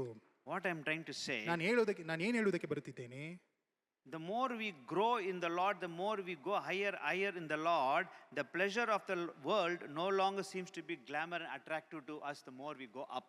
ನಾವು ದೇವರ ಸನ್ನಿಧಾನದಲ್ಲಿ ಅಧಿಕವಾಗಿ ನಾವು ಬೆಳೆದು ಹೋಗುವಂತ ಸಮಯದಲ್ಲಿ ಲೋಕದಲ್ಲಿ ಕಾಣಲ್ಪಡುವಂತ ಮನರಂಜನೆಗಳು, ಲೋಕದಲ್ಲಿ ಕಾಣಲ್ಪಡುವಂತ ಆಶೆ ಪಾಶೆಗಳು ನಮ್ಮನ್ನು ಬಿಟ್ಟು ಆಗಲಿ ಹೋಗುವಂತದ್ದಾಗಿದೆ. Because the ark separated us from the earth. ಯಾಕಂದ್ರೆ ಈ ನಾವೆ ಎನ್ನುವಂಥದ್ದು ನಮ್ಮನ್ನು ಈ ಒಂದು ಭೂಮಿಯಿಂದ ನಮ್ಮನ್ನು ಬೇರ್ಪಡಿಸಿ ಮೇಲಕ್ಕೆ ತೆಗೆದುಕೊಂಡು ಹೋಯಿತು. The ark ಈ ಒಂದು ನಾವೆ ಎನ್ನುವಂಥದ್ದು separated the earth and went up. ಈ ಒಂದು ಭೂಮಿಯನ್ನು ಬಿಟ್ಟು ಅದು ಮೇಲಕ್ಕೆ ಹೋಗುವುದಕ್ಕೆ ಪ್ರಾರಂಭಿಸಿತು. The sin, the pleasure, the temptation which once held us allure, now we don't find any attraction to that because we are going higher and higher. ಈಗ ಪಾಪಗಳು, ಶೋಧನೆಗಳು, ಆಕಾಂಕ್ಷೆಗಳು, ಆಸೆಗಳು ಒಂದು ದಿನಗಳಲ್ಲಿ ನಮ್ಮನ್ನು ಆಕರ್ಷಿಸಿಕೊಂಡಂತದವು ಈಗ ನಾವು ದೇವರ ಬಳಿಯಲ್ಲಿ ಹೋಗುತ್ತಿರುವಂತ ಸಮಯದಲ್ಲಿ ಅದೆಲ್ಲವೂ ನಮಗೆ ಕಷ್ಟವಾಗಿ ಎಣಿಸಿಕೊಳ್ಳುತ್ತಿದ್ದೇವೆ. The more of heaven we cherish, less of earth things we covet. ನಾವು ಪರಲೋಕ ರಾಜ್ಯವನ್ನು ಅತ್ಯಧಿಕವಾಗಿ ಹರ್ಷಿಸುವಂತ ಸಮಯದಲ್ಲಿ ಲೋಕದ ಕಾರ್ಯಗಳನ್ನು ನಾವು ತಿರಸ್ಕರಿಸುವಂತವರಾಗಿರುತ್ತೇವೆ. ಸಭೆಯಲ್ಲಿ ಇರುವುದು ಒಂದು ಆಶೀರ್ವಾದ. ಸಭೆಯಲ್ಲಿ ಕಾಣಲ್ಪಡುವಂತದ್ದೇ ಆಶೀರ್ವಾದ. It will separate us from the earth. ಈ ಲೋಕದಿಂದ ನಮ್ಮನ್ನು ಬೇರ್ಪಡಿಸುವಂತದ್ದಾಗಿದೆ. புரியுதுங்களா? ಅರ್ಥವಾಗುತ್ತಿದೆಯಾ? ಅದು ಮೇಲೆ போயிடுச்சு. ಅದು ಮೇಲಕ್ಕೆ ಹೋಯಿತು. ஒரு கூட்ட கைவிட்டப்பட்டது. ಒಂದು ಕೂಟವು ಕೈ ಬಿಡಲ್ಪಟ್ಟಿತು. ಸಭೆ ಎಡ್ಕಪಟ್ಟது. ಸಭೆಯು ಮೇಲಂತಸ್ತಿಗೆ ತೆಗೆಯಲ್ಪಟ್ಟಿತು. Hallelujah. Hallelujah. Hallelujah. What we struggle with the sin, ಈ ಪಾಪದ ಮುಖಾಂತರವಾಗಿ ನಾವು the ಕಷ್ಟಪಡುತ್ತಿರುವಂತದ್ದು, temptation, ಶೋಧನೆಗಳು, the problem ಸಮಸ್ಯೆಗಳು look very big. ಬಹಳ ದೊಡ್ಡದಾಗಿ ಕಾಣಲ್ಪಡುತ್ತದೆ. When you go higher and higher, ನೀವು ಮೇಲಕ್ಕೆ ಹೋಗುತ್ತಾ ಹೋಗುತ್ತಾ things will become small. ಎಲ್ಲ ಸಮಸ್ಯೆಗಳು ಚಿಕ್ಕದಾಗಿ ಕಾಣಲ್ಪಡುವುದಕ್ಕೆ ಪ್ರಾರಂಭಿಸುತ್ತದೆ. Amen. Amen. Hallelujah. Hallelujah. Brigade Road ல 24 stories building இருக்குது தெரியுமா? ಬ್ರಿಗೇಡ್ ರೋಡಿನಲ್ಲಿ 24 ಸ್ಟೋರೀಸ್ ಬಿಲ್ಡಿಂಗ್ ನೋಡಿದ್ದೀರಾ? MG ரோட்ல அங்க 24th ஃப்ளோர்ல நான் அங்கே அப்போ அந்த காலத்தில் ரசிக்கப்படுறது பின்னால் அந்த டாப் கேஃபே ஹோட்டல் இருக்கும், அங்கே போய் நான் டான்ஸ் ஆடுவேன். அங்கே டான்சிங் ஃப்ளோர் இருக்கும். ಅಲ್ಲಿ ಆ ಒಂದು ಬ್ರಿಗೇಡ್ ರೋಡಿನಲ್ಲಿ ಒಂದು ಕೆಫೆ ಉಂಟು. ಅಲ್ಲಿ 24ನೇ ಫ್ಲೋರಿನಲ್ಲಿ ಅಲ್ಲಿ ಹೋಗಿ ರಕ್ಷಣೆ ಒಂದಕ್ಕಿಂತ ಮುಂಚಿತವಾಗಿ ನಮ್ಮ ದೇವ ಸೇವಕರು ಅಲ್ಲಿ ಡ್ಯಾನ್ಸ್ ಆಡುತ್ತಿದ್ದರು. இப்போ இல்லை, ಈಗ ಅಲ್ಲ. அப்போ டாப் கேஃபே ஹோட்டல் ரொம்ப ஃபேமஸ். ಆಗ ಟಾಪ್ ಕೆಫೆ ಹೋಟೆಲ್ ಅಂದರೆ ಅದು ಬಹಳ ಫೇಮಸ್ ಆದಂತ ಹೋಟೆಲ್. டான்சிங் ஃப்ளோர் இருக்கும். ಅಲ್ಲಿ ಕುಣಿಯುವುದಕ್ಕೆ ಒಂದು ಸ್ಥಳ ಉಂಟು. அது அப்படியே மெல்லமா திரும்பும். ಅದು ನಿಧಾನಗತಿಯಲ್ಲಿ ಅದು ತಿರುಗುತ್ತದೆ. ಹಿಂದಿ ಆಕ್ಟರ್ ಅಮ್ಜದ್ ಖಾನ್ ಹೋಟೆಲ್ ಅದು. ಅದು ಹಿಂದಿ ಆಕ್ಟರ್ ಅಮ್ಜದ್ ಖಾನ್ ಅವರು ಮಾಲೀಕರಾಗಿದ್ದಾರೆ. அங்கெல்லாம் நம்ம போய் டான்ஸ் ஆடுவேன். ಅಲ್ಲಿ ಹೋಗಿ ಕುಣಿಯುತ್ತಿದ್ದರು. ஒரு நாள் என்ன ஆயிடுச்சு, ಒಂದು ದಿನ ಏನಾಯಿತು, அங்க இருக்கிற ஃப்ரெண்ட்ஸுங்கெல்லாம் சேர்ந்து ಅಲ್ಲಿ ಇರುವಂತ ಎಲ್ಲ ಫ್ರೆಂಡ್ಸ್ ಎಲ್ಲ ಸೇರಿ 24 ಮಾಡಿ ಇರುವುದೇ 24 ಮಾಡಿ அதை விட்டுட்டு இன்னும் மேலே போனோம். ಅದನ್ನು ಬಿಟ್ಟು ಇನ್ನೂ ಮೇಲಕ್ಕೆ ಹೋಗಬೇಕು. அந்த லிஃப்ட்டுங்கெல்லாம் அந்த மெக்கானிசம் அங்க இருக்கு, அதுக்கு மேலே போயிட்டு பீக் மேலே போயிட்டோம். ಅಲ್ಲಿ ಆ ಒಂದು ಲಿಫ್ಟ್ 24 ಮಹಡಿಗುಂಟು, ಅದನ್ನು ಬಿಟ್ಟು ಲಿಫ್ಟಿನ ಮೇಲೆ ಹತ್ತಿ ಮೇಲಕ್ಕೆ ಹೋಗಬೇಕೆಂದು ಅಂದುಕೊಂಡರು. அங்கெல்லாம் போகக்கூடாது, ಅಲ್ಲೆಲ್ಲ ಹೋಗಬಾರದು. நம்ம அங்க இருந்து நான் தெரிஞ்சா போய் மேலே சும்மா தமாஷ் பார்த்தோம். ನಾವೇನೋ ಸುಮ್ಮನೆ ತಮಾಷೆಗೆ ಹೋದೆವು. ಅಲ್ಸೂರ್ ಲೇಕ್ பார்த்தோம்.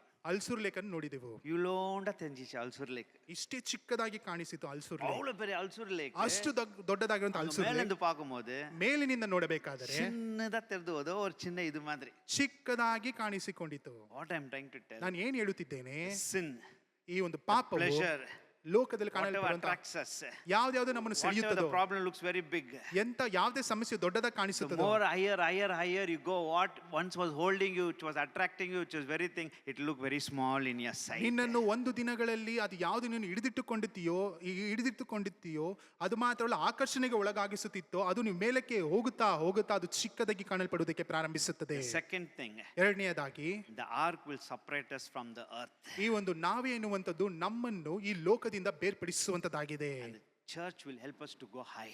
ಸಭೆಯು ನಮ್ಮನ್ನು ಮೇಲಕ್ಕೆ ಹೋಗುವುದಕ್ಕೆ ಸಹಾಯ This ಮಾಡುತ್ತದೆ. is the gateway of heaven. ಇದು ಪರಲೋಕ ರಾಜ್ಯಕ್ಕೆ ಇರುವಂತ ಮಾರ್ಗವಾಗಿದೆ. இன்னொரு பக்கம் சொல்லிட்டங்களா? ಇನ್ನೊಂದು ಪಕ್ಕ ಹೇಳಲ್ಲ, பிரதர் இல்ல நான் சபைக்கு வந்தேன்னு இருக்கிறேன். ನಾನು ಸಭೆಗೆ ಬರುತ್ತಲೇ ಇದ್ದೇನೆ, ஒண்ணுமே இல்லையா பிரதர்? ಏನು ನಡೆಯುತ್ತಿಲ್ಲ ಬ್ರದರ್. இன்னொன்னு சொல்றா, ಇನ್ನೊಂದು ಹೇಳುತ್ತೇನೆ, நீங்க வந்துங்கிற தொட்டு இந்த அளவுக்கு இருக்கிறீங்க.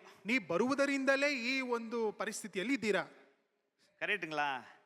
நீங்க வராதிருந்தாக்க இன்னும் மோசமாயிட்டு எங்க இருந்துக்குவீங்க தெரியாது. ನೀ ಬರದೇ ಹೋಗಿದರೆ ಇನ್ನ ಯಾವ ರೀತಿಯಾದ ಮೋಸಕರವಾದ ಕಾರ್ಯದಲ್ಲಿ ಇರುತ್ತಿದ್ದೀರೋ ಗೊತ್ತಿಲ್ಲ. பிரதர் வீடு கட்டணும்னு ஜெபிச்சுங்கிற வீடு இல்ல. ಬ್ರದರ್ ಮನೆ ಕಟ್ಟಬೇಕೆಂದು கார் ಪ್ರಾರ್ಥಿಸುತ್ತಿದ್ದೇನೆ, வாங்கணுங்க ಕಾರ್ ಇಲ್ಲ. ಕಾರ್ ತೆಗೆದುಕೊಳ್ಳಬೇಕೆಂದು ಅಂದುಕೊಳ್ಳುತ್ತಿದ್ದೇನೆ, ಕಾರ್ ಇಲ್ಲ. 5 வருஷமா 10 வருஷமா இருக்கிற என்ன ஆகுது பிரதர்? 5 ವರ್ಷ 10 ವರ್ಷ ಏನೂ ಆಗುತ್ತಿಲ್ಲ ಬ್ರದರ್. இன்னும் கொஞ்சம் வருஷம் தான். ಇನ್ನು ಸ್ವಲ್ಪ ವರ್ಷ ಮಾತ್ರವೇ. நீங்க செத்தீங்கனாக்கா ನೀವು ಸಾಯುವುದಾದರೆ நேரா பரலோகத்து மேல போயிடுவீங்க. ನೀವು ಮೇಲಕ್ಕೆ ಪರಲೋಕಕ್ಕೆ ಹೋಗುತ್ತೀರಾ. பிரதர் நான் அங்கிருந்த வேலை சேர்ந்துக்குவேன், வீடு கெச்சுக்கும், காரு வீடெல்லாம் கெச்சு நீங்க ஆண்டவர் இல்லாத ரட்சிப்பு இல்லாத நரகத்து போயிட்டு இருக்கீங்க. ನೀವು ಒಂದು ವೇಳೆ ನನಗೆ ಎಲ್ಲವೂ ಬೇಕು, ಮನೆ ಬೇಕು, ಕಾರ್ ಗಿರೆಲ್ಲ ಬೇಕು ಎಂದು ಹೇಳುವುದಾದರೆ ನೀವು ಪರಲೋಕ ರಾಜ್ಯವನ್ನು ಕಳೆದುಕೊಳ್ಳುತ್ತೀರಾ, ಸೀದಾ ನರಕಕ್ಕೆ ಹೋಗುತ್ತೀರಾ. கரெக்டா ராங்கா? ಸರಿನಾ ತಪ್ಪಾ? ஒரு பிரதர் தான் சொல்றாரு. கரெக்டா ராங்கா? ஆனா ஆண்டர்கிட்ட வந்தாக்கா ಆದ್ರೆ ನೀವು ದೇವರ ಬಳಿಗೆ ಬರುವುದಾದರೆ உங்களுக்கு வீடும் கிடைக்கும், காரும் கிடைக்கும், பிள்ளையும் கிடைக்கும், குடும்பமும் கிடைக்கும், மேரேஜும் கிடைக்கும், பிளஸ் பரலோகமும் கிடைக்கும். ನೀವು ದೇವರ ಬಳಿಗೆ ಬರುವುದಾದರೆ ನಿಮಗೆ ಮನೆಯೂ ಸಿಗುತ್ತದೆ, ಕಾರು ಸಹ ಸಿಗುತ್ತದೆ, ಕುಟುಂಬ ಸಿಗುತ್ತದೆ, ಮಕ್ಕಳು ಸಹ ಸಿಗುತ್ತಾರೆ, ದೇವರು ಸಹ ಸಿಗುತ್ತಾರೆ.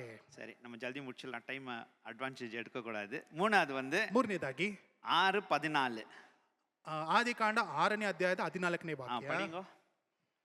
ನೀನು ತುರಾಯಿ ಮರದಿಂದ ನಾವೆಯನ್ನು ಮಾಡಿಕೋ, ಅದರಲ್ಲಿ ತುಂಬಾ ಕೋಣೆಗಳು ಇರಬೇಕು, ಒಳಕ್ಕೆ ಹೊರಕು ರಾಳವನ್ನು ಹಚ್ಚು.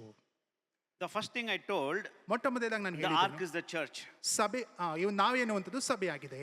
Second is, the ಎರಡನೆಯದಾಗಿ, ark will separate us from the earth. ಈ ಒಂದು ನಾವೇ ಎನ್ನುವಂಥದ್ದು ನಮಗೂ ಮತ್ತೆ ಈ ಭೂಮಿಗೂ ವ್ಯತ್ಯಾಸ ಮಾಡಿ ಬೇರ್ಪಡಿಸುತ್ತದೆ. Jesus is coming for the church and the church will be raptured.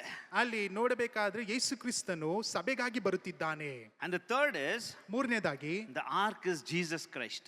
ಈ ಒಂದು ನಾವೇ ಎನ್ನುವಂಥದ್ದೇ ಯೇಸು ಕ್ರಿಸ್ತನಾಗಿದ್ದಾನೆ. Hallelujah. Hallelujah. The Bible says, ವಾಕ್ಯ ಹೇಳುತ್ತದೆ, God told Noah to make an ark in gopher wood. ಇಲ್ಲಿ ದೇವರು ನೋಹನನಿಗೆ ಅಲ್ಲಿ ಆಜ್ಞೆಯನ್ನು ಕೊಡುತ್ತಿದ್ದಾರೆ, ನೀನು ತುರಾಯಿ ಮರದಿಂದ ನಾವೆಯನ್ನು ಮಾಡು. இங்கெಲ್ಲ கேளுங்க. ಇಲ್ಲಿ ಕೇಳಿಸಿಕೊಳ್ಳಿ, God gave a specific wood. ಅಲ್ಲಿ ದೇವರು ಸ್ಪಷ್ಟವಾಗಿ ಇದೇ ಮರದಿಂದ ಮಾಡಬೇಕೆಂದು ಆತನಿಗೆ ಆಜ್ಞೆ ಕೊಟ್ಟರು. The name of the wood is gopher wood. In this wood only you have to build this ark. ಆ ಒಂದು ಮರದ ತುಂಡು ಯಾವುದು ಎಂದರೆ ತುರಾಯಿ ಮರದಾಗಿದೆ, ಅದರಲ್ಲಿಯೇ ನೀನು ಮಾಡಬೇಕು. Why I'm telling this ark is Jesus Christ? ಯಾಕೆ ನಾನು ಹೇಳುತ್ತಿದ್ದೇನೆ ಈ ಒಂದು ನಾವೇ ಎನ್ನುವಂಥದ್ದು ಯೇಸು Because ಕ್ರಿಸ್ತನಾಗಿದ್ದಾನೆ this ಎಂದು? gopher wood is very significant and very unique. ಈ ಒಂದು ತುರಾಯಿ ಮರ ಎನ್ನುವಂಥದ್ದು ಅದು ಬಹಳ ಅಮೂಲ್ಯವಾಗಿದೆ. ಅದು ಮಾತ್ರವಲ್ಲ, ಅದು ಎಲ್ಲಾ ಕಡೆ ಸಿಗುವಂತ ಮರವಲ್ಲ. Till today you will not find anywhere on this earth this gopher wood. ಈ ದಿನದಲ್ಲಿಯೂ ಸಹ ಎಲ್ಲೂ ಸಹ ಈ ತುರಾಯಿ ಮರದ ಕೊಂಬೆಯಾಗಲಿ ಮರವಾಗಲಿ ನೋಡುವುದಕ್ಕೆ ಸಾಧ್ಯವಿಲ್ಲ. The Bible scholars, the scientists, everyone, they are trying to find out. They are not able to find this gopher wood, which plant it is, which tree it is. They are not able to find out. ಈ ದಿನದಲ್ಲಿ ಇರುವಂತ ವಿದ್ವಾಂಸರಾಗಲಿ ಇಲ್ಲವಾದ್ರೆ ಇರುವಂತ ವೈದ್ಯಕೀಯದಲ್ಲಿ ಇರುವಂತವರಾಗಲಿ ಅವರು ಎಲ್ಲಾ ಕಡೆ ಪರಿಶ್ರಮ ಪಟ್ಟು ಎಲ್ಲಾ ವೈದ್ಯಕೀಯ ತನಿಖೆಗಳನ್ನು ಮಾಡಿದರೂ ಸಹ ಯಾವ ಮರದಿಂದ ಈ ಒಂದು ಮರದ ಕೊಂಬೆಗಳು ಬರುತ್ತದೆ ಎಂದು ಇಲ್ಲಿಯವರೆಗೂ ಕಂಡುಹಿಡಿಯುವುದಕ್ಕೆ ಆಗಿಲ್ಲ. King James version says this is gopher wood. God told them to build. ಅಲ್ಲಿ ಕಿಂಗ್ಸ್ ಜೇಮ್ಸ್ ವರ್ಷನ್ ಬೈಬಲ್ ಅಲ್ಲಿ ಬರೆಯಲ್ಪಟ್ಟಿದೆ, ಇದು ತುರಾಯಿ ಮರದಿಂದ ಕಟ್ಟಬೇಕೆಂದು ಬರೆಯಲ್ಪಟ್ಟಿದೆ. Mostly 80% of the Bible scholars and 80% of the Bible translation, everyone talks about gopher wood. ಈ ಒಂದು ವಾಕ್ಯದಲ್ಲಿ ಅದು ಮಾತ್ರವಲ್ಲ, ವಿದ್ವಾಂಸರು ಅದು ಮಾತ್ರ ದೇವರ ವಾಕ್ಯಗಳು ಹಂಚಿಕೊಳ್ಳುವಂತವರು ಎಲ್ಲರೂ ಸಹ ಈ ಒಂದು ತುರಾಯಿ ಮರದ ಕುರಿತಾಗಿಯೇ ಮಾತನಾಡುತ್ತಾರೆ. Only 1 or 2, 3, 4 translation talks about, they say cypress wood. ಇನ್ನೊಂದು ಭಾಗದಲ್ಲಿ ನೋಡಬೇಕಾದ್ರೆ ಸೈಪ್ರಸ್ ವುಡ್ ಎಂದು One ಕರೆಯುತ್ತಾರೆ, more version tells teak wood. ಇಲ್ಲಾದ್ರೆ ಟೀಕ್ ವುಡ್ ಎಂದು But ಕರೆಯುತ್ತಾರೆ. 80% of the Bible, it talks about gopher wood. ಇಲ್ಲ 80% ಇರುವಂತ ಸತ್ಯವೇದಗಳು ಈ ಒಂದು ತುರಾಯಿ ಮರದ ಕುರಿತಾಗಿ ಮಾತನಾಡುತ್ತಿದ್ದಾರೆ. It's a unique wood. ಇದು ಬಹಳ ಅಮೂಲ್ಯವಾಗಿರುವಂತ ಒಂದು Nowhere on this earth is found. ಎಲ್ಲೂ ಸಹ ಈ ಲೋಕದಲ್ಲಿ ಕಾಣದೇ ಇರುವಂತ ಒಂದು Why I ಮರವಾಗಿದೆ. say unique? ಯಾಕೆ ನಾನು ಹೇಳುತ್ತಿದ್ದೇನೆ ಈ Because ರೀತಿಯಾಗಿ? even in the Bible, after this passage which is mentioned till Revelation, you will not find this gopher wood anywhere. ಯಾಕೆ ನಾನು ಹೇಳುತ್ತಿದ್ದೇನೆ ಎಂದರೆ ಈ ಒಂದು ವಾಕ್ಯದ ಹೊರತಾಗಿ ಇನ್ ಎಲ್ಲೂ ಸಹ ಪ್ರಕಟಣೆಯವರೆಗೂ ಈ ಒಂದು ಮರದ ಕೊಂಬೆಯಾಗಿ ತುಂಡಾಗಲಿ ಮಾತನಾಡಿಲ್ಲ. Only here the gopher wood is mentioned when they built the ark. ಇಲ್ಲಿ ಮಾತ್ರವೇ ನಾವೇನು ಕಟ್ಟುವಂತ ಸಮಯದಲ್ಲಿ ಮಾತ್ರ ಈ ಒಂದು ಮರದ ಕುರಿತಾಗಿ ಮಾತನಾಡಿದ್ದಾರೆ. Therefore, this gopher wood is unique. ಅದಕ್ಕೋಸ್ಕರ ಈ ತುರಾಯಿ ಮರವು ಬಹಳ ಅಮೂಲ್ಯವಾಗಿದೆ, ಎಲ್ಲೂ ಸಹ ಸಿಗುವುದಿಲ್ಲ. That's why I said Jesus, this ark is Jesus, because Jesus is unique. ಯಾಕಂದ್ರೆ ನಾನು ಹೇಳಿದೆನು ಈ ಒಂದು ನಾವಿ ಎನ್ನುವಂಥದ್ದು ಯೇಸು ಕ್ರಿಸ್ತನಾಗಿದ್ದಾನೆ, ಆತನು ಅಮೂಲ್ಯನಾಗಿದ್ದಾನೆ. ಅದು ಮಾತ್ರ ಅಲ್ಲ, ಎಲ್ಲಾ ಕಡೆ ಹುಡುಕಿದರೂ ಸಿಗುವುದಿಲ್ಲ. As this gopher wood is unique, Jesus died on that wooden cross. His death was unique. ಯಾಕಂದ್ರೆ ಈ ಒಂದು ತುರಾಯಿ ಮರವು ಬಹಳ ಅಮೂಲ್ಯವಾಗಿರುವುದರಿಂದ ಅದರಿಂದಲೇ ಯೇಸು ಕ್ರಿಸ್ತನು ಆ ಒಂದು ಮರದ ಮೇಲೆ ಶಿಲುಬೆಯ ಮೇಲೆ ಮರಣವನ್ನು ಹೊಂದಿದ್ದನು. ಅದರ ಮುಖಾಂತರವಾಗಿ ಆತನು ಸಹ ಅಮೂಲ್ಯನಾಗಿದ್ದಾನೆ. His birth was unique. ಆತನು ಹುಟ್ಟಿದಂತ ದಿನವೂ ಸಹ His ಅಮೂಲ್ಯವಾಗಿದೆ. ministry was unique. ಆತನು ಮಾಡಿದ ಸೇವೆಯೂ ಸಹ His ಅಮೂಲ್ಯವಾಗಿದೆ. miracles was unique. ಆತನು ಮಾಡಿದ ಅದ್ಭುತಗಳು His ಸಹ death was ಅಮೂಲ್ಯವಾಗಿದೆ. unique. ಆತನ ಮರಣವೂ ಸಹ His ಅಮೂಲ್ಯವಾಗಿದೆ. resurrection is unique. ಆತನ ಪುನರುತ್ಥಾನವೂ ಸಹ ಅಮೂಲ್ಯವಾಗಿದೆ. That's why I said this ark is the Lord Jesus Christ. ಅದಕ್ಕೋಸ್ಕರ ಹೇಳುತ್ತಿದ್ದೇನೆ ಈ ಒಂದು ನಾವೇ ಎನ್ನುವಂಥದ್ದು ಯೇಸು ಕ್ರಿಸ್ತನಾಗಿದ್ದಾನೆ. Jesus is unique. ಯಾಕಂದ್ರೆ ಯೇಸು ಕ್ರಿಸ್ತನು ಆತನು ಅಮೂಲ್ಯನಾಗಿದ್ದಾನೆ. Nowhere on this earth you will find like this God. ಯಾಕಂದ್ರೆ ಎಲ್ಲೂ ಸಹ ಈ ಲೋಕದಲ್ಲಿ ಆಗಲಿ ಎಲ್ಲೂ ಆಗಲಿ ಈ ರೀತಿಯಾದ ದೇವರನ್ನು ಕಾಣುವುದಕ್ಕೆ ಸಾಧ್ಯವಿಲ್ಲ. Hallelujah. Hallelujah. He is a loving God. ಆತನು ಪ್ರೀತಿ ಸ್ವರೂಪಿಯಾಗಿರುವಂತ ದೇವನು. Yet when we were sinners, He came and died for us on the cross. ನಾವು ಪಾಪಿಗಳಾದರೂ ಸಹ ನಮಗೋಸ್ಕರ ಆತನು ಶಿಲುಬೆಯ ಮೇಲೆ ಮರಣವನ್ನು ಹೊಂದಿದನು. Hallelujah. Hallelujah. Only Jesus Christ can take us to heaven. ಬರೀ ಯೇಸು ಕ್ರಿಸ್ತನು ಮಾತ್ರವೇ ನಮ್ಮನ್ನು ಪರಲೋಕ ರಾಜ್ಯಕ್ಕೆ ಕರೆದುಕೊಂಡು ಹೋಗುವುದಕ್ಕೆ Because ಆತನಲ್ಲಿ he is ಶಕ್ತಿ unique. ಉಂಟು. ಯಾಕಂದ್ರೆ ಆತನು He ವ್ಯತ್ಯಾಸವುಳ್ಳವನಾಗಿದ್ದಾನೆ. came from above. ಯಾಕಂದ್ರೆ ಆತನು ಮೇಲಿನಿಂದ ಬಂದಂತವನು. Hallelujah. Hallelujah. Jesus told his disciples, let us go to the other side. ಅಲ್ಲಿ ಯೇಸು ಕ್ರಿಸ್ತನು ತನ್ನ ಶಿಷ್ಯರಿಗೆ ಹೇಳುತ್ತಾನೆ, ನಾವು ಇನ್ನೊಂದು ದಡಕ್ಕೆ ಹೋಗೋಣ ಬನ್ನಿರಿ. Because Jesus came from there, only He can take us to other side of heaven. ಆತನು ಮೇಲಿನಿಂದ ಬಂದಿದ್ದರಿಂದ ಆತನಿಗೆ ಮಾತ್ರ ಚೆನ್ನಾಗಿ ಗೊತ್ತು ನಮ್ಮನ್ನು ಅಲ್ಲಿಗೆ ಕರೆದುಕೊಂಡು ಹೋಗುವುದಕ್ಕೆ ಆತನಲ್ಲಿ ಮಾತ್ರ ಸಾಮರ್ಥ್ಯ ಉಂಟೆಂದು. Jesus is the only way. ಯಾಕಂದ್ರೆ ಯೇಸು ಕ್ರಿಸ್ತನು ಒಬ್ಬನೇ ಅದೇ He is the truth and ಮಾರ್ಗವಾಗಿದ್ದಾನೆ. the life. ಆತನೇ ಜೀವವು ಸತ್ಯವೂ ಆಗಿದ್ದಾನೆ. Hallelujah. Hallelujah. Jesus is unique. ಯಾಕಂದ್ರೆ ಯೇಸು ಕ್ರಿಸ್ತನು ಆತನು ವ್ಯತ್ಯಾಸವುಳ್ಳವನಾಗಿದ್ದಾನೆ. Nowhere in the Bible you find this gopher wood. ಎಲ್ಲೂ ಸಹ ಈ ಒಂದು ವಾಕ್ಯದ ನಂತರ ಎಲ್ಲೂ ಸಹ ಈ ಒಂದು ಮರದ ಕುರಿತಾಗಿ ಎಲ್ಲೂ ಬರೆಯಲ್ಪಟ್ಟಿಲ್ಲ. Nowhere on this earth you will find this gopher wood. ಈ ಒಂದು ಲೋಕದಲ್ಲಿ ಎಲ್ಲಿಯೂ ಸಹ ಈ ಒಂದು ತುರಾಯಿ ಮರವನ್ನು ನೀವು ನೋಡುವುದಕ್ಕೆ ಆಗುವುದಿಲ್ಲ. Nowhere you will find this God on this earth or heaven like Jesus. ಈ ಒಂದು ಲೋಕದಲ್ಲಾಗಲಿ ಪರಲೋಕದಲ್ಲಾಗಲಿ ಯೇಸು ಕ್ರಿಸ್ತನಂತೆ ಎಲ್ಲೂ ಸಹ ಬೇರೆ ದೇವರನ್ನು ನೋಡುವುದಕ್ಕೆ ಆಗುವುದಿಲ್ಲ. ಎರಡು ನಿಮಿಷ ಮುಚ್ಚಲ್ಲ. The fourth thing finally, ನಾಲ್ಕನೇದು Genesis 6:19. 6ನೇ ಅಧ್ಯಾಯದ 19ನೇ ವಾಕ್ಯ. ಇದಲ್ಲದೆ ಜೀವಿಗಳ ಪ್ರತಿ ಜಾತಿಯಲ್ಲಿಯೂ ಒಂದು ಗಂಡು ಒಂದು ಹೆಣ್ಣು ಹೀಗೆ ಎರಡೆರಡನ್ನು ನಾವೆಯಲ್ಲಿ ಸೇರಿಸಿ ನಿನ್ನೊಂದಿಗೆ ಉಳಿಸಿ ಕಾಪಾಡಬೇಕು. Here the Bible says, Lord said to Noah, bring all the living creatures inside the ark. ಪ್ರತಿ ಜಾತಿಯಲ್ಲಿಯೂ ಒಂದು ಇರುವಂತ ಪ್ರತಿಯೊಂದು ಪ್ರಾಣಿಗಳನ್ನು ಕರೆದುಕೊಂಡು ಬಾ. The fourth thing, ನಾಲ್ಕನೇದಾಗಿ you have a place in the ark. ನಿಮಗೂ ಸಹ ಆ ಒಂದು ನಾವೆಯಲ್ಲಿ ಸ್ಥಳ ಉಂಟು. You have a place in the ark. ನಿಮಗೂ ಸಹ ಆ ಒಂದು ನಾವೆಯಲ್ಲಿ ಸ್ಥಳ ಉಂಟು. First I told you the ark is the church. ಮೊಟ್ಟ ಮೊದಲನೇದಾಗಿ ನಾನು ಹೇಳಿದೆನು ಸಭೆ, ಈ ಒಂದು ನಾವೆ ಎನ್ನುವಂಥದ್ದು ಸಭೆಯಾಗಿದೆ. Second, the ark will separate you from the earth. ನಂತರ ಭೂಮಿಯಿಂದ ಆ ಒಂದು ನಾವೆಯು ನಮ್ಮನ್ನು ಬೇರ್ಪಡಿಸುತ್ತದೆ. Fourth, the ark is Jesus Christ. ಮೂರನೇದಾಗಿ ನಾವೆಯೇ ಯೇಸು ಕ್ರಿಸ್ತನಾಗಿದ್ದಾನೆ. And fourth is you have a place in the ark, that is the church. ನಾಲ್ಕನೆಯದಾಗಿ ನಿನಗೆ ಆ ಒಂದು ನಾವೆಯಲ್ಲಿ ಸ್ಥಳ ಉಂಟು, ಅದು ಸಭೆಯಾಗಿದೆ. There Bible says God will bring all kinds of creatures inside the ark. ವಾಕ್ಯವು ಬರೆಯಲ್ಪಟ್ಟಿದೆ, ಎಲ್ಲಾ ರೀತಿಯಾದ ಪ್ರಾಣಿಗಳನ್ನು ಕರೆದುಕೊಂಡು ಬಾ. That means for all kinds of creatures there was a place in the ark. ಅದರ ಅರ್ಥವೇನೆಂದರೆ ಪ್ರತಿಯೊಂದು ಪ್ರಾಣಿಗಳಿಗೆ ಅಲ್ಲಿ ಸ್ಥಳ ಉಂಟು ನಾವೆಯಲ್ಲಿ. You have a place in the ark, that is the church. ನಿನಗೆ ಒಂದು ಸ್ಥಳ ಉಂಟು ಆ ಒಂದು ನಾವೆಯಲ್ಲಿ, ಸಭೆ ಎನ್ನುವಂತ ನಾವೆಯಲ್ಲಿ. However your condition may be, ನಿನಗೆ ಏನೇ ಪರಿಸ್ಥಿತಿ ಇದ್ದರೂ, whatever state you are in, ನೀನು ಎಂತ ಪರಿಸ್ಥಿತಿಯಲ್ಲಿ ಇದ್ದರೂ maybe ಸಹ, physically, ನಿನ್ನ ಶಾರೀರಿಕ ರೀತಿಯಲ್ಲಿ, mentally, ಇಲ್ಲವಾದ್ರೆ ಆಲೋಚನೆ, financially, ಇಲ್ಲವಾದ್ರೆ ಆರ್ಥಿಕ ಪರಿಸ್ಥಿತಿ, emotionally, ಇಲ್ಲವಾದ್ರೆ ನಿನ್ನ ಹೃದಯದಲ್ಲಿ, socially or spiritually, ಆತ್ಮಿಕ ವಿಷಯದಲ್ಲಿ, whatever it is, ನೀನ್ ಏನೇ ಇದ್ದರೂ you have a place in the church. ನಿನಗೆಂದು ಸಭೆಯಲ್ಲಿ ಒಂದು ಸ್ಥಳ You have a ಉಂಟು. place in the ark.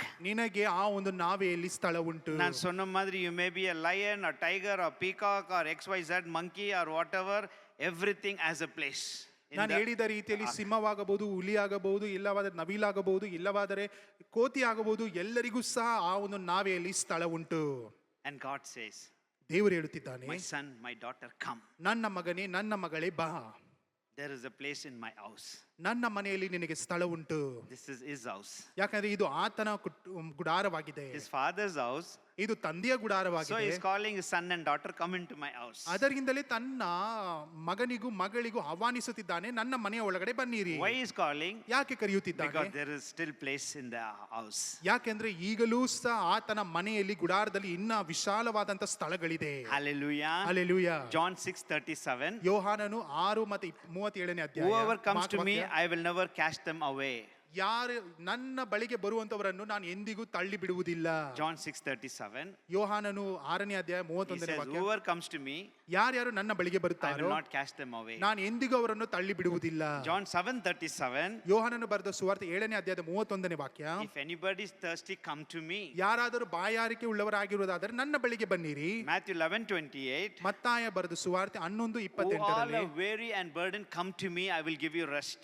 ಎಲ್ಲ ಹೊರೆ ಹೊತ್ತವರೇ ಕಷ್ಟಪಡುವವರೇ ನನ್ನ ಬಳಿಗೆ ಬನ್ನಿರಿ, ನಾನು ನಿಮಗೆ ವಿಶ್ರಾಂತಿಯನ್ನು ಕೊಡುತ್ತೇನೆ. Isaiah 55:1.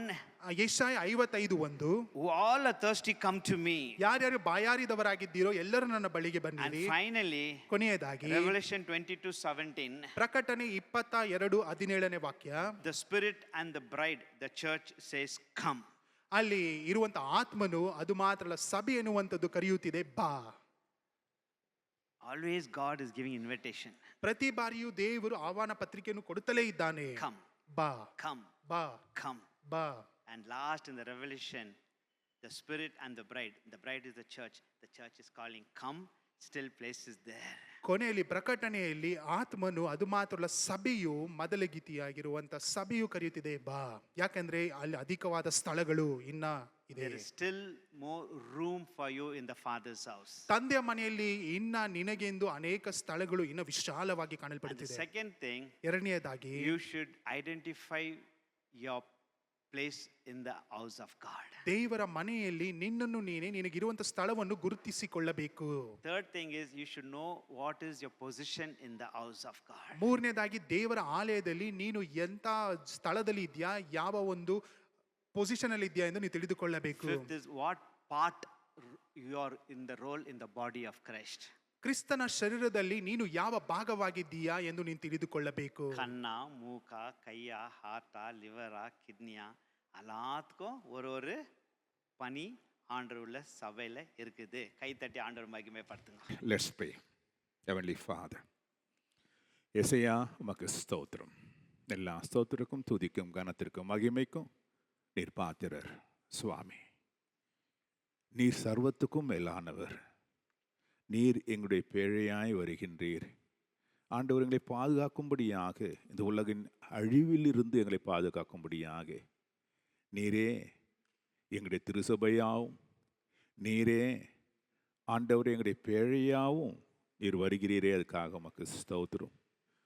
ஆண்டவரே, அந்த பேழைக்குள்ளே போன மிருகங்களைப் போல நாங்கள் காணப்பட்டாலும் ஒவ்வொருவரும் வித்தியாசமான குணங்களையும் செயல்களையும் உடையவர்களாய் இருந்தாலும் கூட நீர் எங்களை உம்முடைய பேழைக்குள்ளே அழைத்து எங்களை பாதுகாத்து ஆண்டவர் உன்னத ஸ்தானத்தில் உயர்வான ஒரு இடத்துல எங்களை கொண்டு போய் நிறுத்துகிறீரே, அதுக்காக உமக்கு ஸ்தோத்திரம். இந்த நாட்களில் சபை கூடி வருதலை சிலர் விட்டுவிடுவது போல நாங்கள் விட்டுவிடாதபடிக்கு இன்றைக்கு உம்முடைய ஆலயத்திலே வந்து உன் வார்த்தை கேட்கும்படியாக எங்களுக்கு பாராட்டின கிருபைக்காக உமக்கு ஸ்தோத்திரம். இன்னும் அநேகர் சபைக்கு வருவதே கர்த்தாவே, ஆண்டவரே, அது துட்சமாக மதிக்கிறது இந்த நாட்களிலே காண்கின்றோம். அப்படி நாங்கள் வரும் நாட்களில் நாங்கள் எண்ணாதபடிக்கு ஒவ்வொரு நாளும் உம்முடைய ஆலயத்திலே உம்முடைய பிரசன்னத்திலே கர்த்தாவே இருக்கிறவர்களாக எங்களை மாற்றும்படியாக ஜெபிக்கின்றோம். அன்னு தினம் ஆண்டவரே உம்முடைய வார்த்தையை கேட்டு உம்மிலே வளருதான பிள்ளைகளாக உம்முடைய பாதுகாப்பிலே இருக்கிறவர்களாக எங்களை கர்த்தாவே நித்தம் நீ நடத்தும்படியாய் ஜெபிக்கும். தூது கொடுத்த மகனுக்காக உமக்கு ஸ்தோத்திரம். ஆம் ராஜா, ஆண்டவரே, வேதத்தினுடைய ரகசியங்களை தெளிவாய் எங்களுக்கு எடுத்து கொடுக்கும்படியாக நீர் அனுப்பினதானே உடைய தாசனை தேவரீர் நீர் ஆசீர்வதியும், அவரையும் அவர் குடும்பையும் மற்றும் அவருடைய சேவையும் ஆசீர்வதித்து போகிற இடமெல்லாம் கர்த்தாவே வல்லமையாக எடுத்து உபயோகப்படுத்தி ஆண்டவரின் நாமத்தை நீங்கள் மகிமைப்படுத்திக் கொள்ளும்படியாக ஜெபிக்கின்றோம். இந்த வார்த்தையை கேட்டுதான எல்லா பிள்ளைகளுக்கும் அவருக்கு தக்கதாக ஆண்டவரை நீ நிறைவாய் ஆசீர்வதித்து அவர் தேவையெல்லாம் கருத்தாக சந்திக்கும்படியாக ஜெபிக்கின்றோம். எல்லா ஸ்தோத்திரமும் துதியும் கனமும் மகிமையும் நாங்கள் உமக்கு ஒருவருக்கே செலுத்துகின்றோம். இயேசு கிறிஸ்துவின் நாமத்தில் வேண்டி நிற்கின்றோம் நல்ல பிதாவே, ஆமீன். ನನ್ನ ಮನವೇ ಯಗುನ ಕೊಂಡಾಡು, ನನ್ನ ಸರ್ವೇಂದ್ರಗಳೇ ಪವಿತ್ರ ನಾಮತೆ ಕೀರ್ತಿಸಿರಿ. ನನ್ನ ಮನವೇ ಯಗುನ ಕೊಂಡಾಡು, ಆತನು ಮಾಡಿದ ಉಪಕಾರಗಳಲ್ಲಿ ಒಂದನ್ನೂ ಮರೆಯಬೇಡ. ಆಮೀನ್, ಆಮೀನ್, ಆಮೀನ್. ಹಲ್ಲೆಲೂಯಾ, ಹಲ್ಲೆಲೂಯಾ, ಹಲ್ಲೆಲೂಯಾ. God bless you all. ದೇವರೆಲ್ಲರನ್ನು ಆಶೀರ್ವದಿಸಲಿ. ಆಮೀನ್.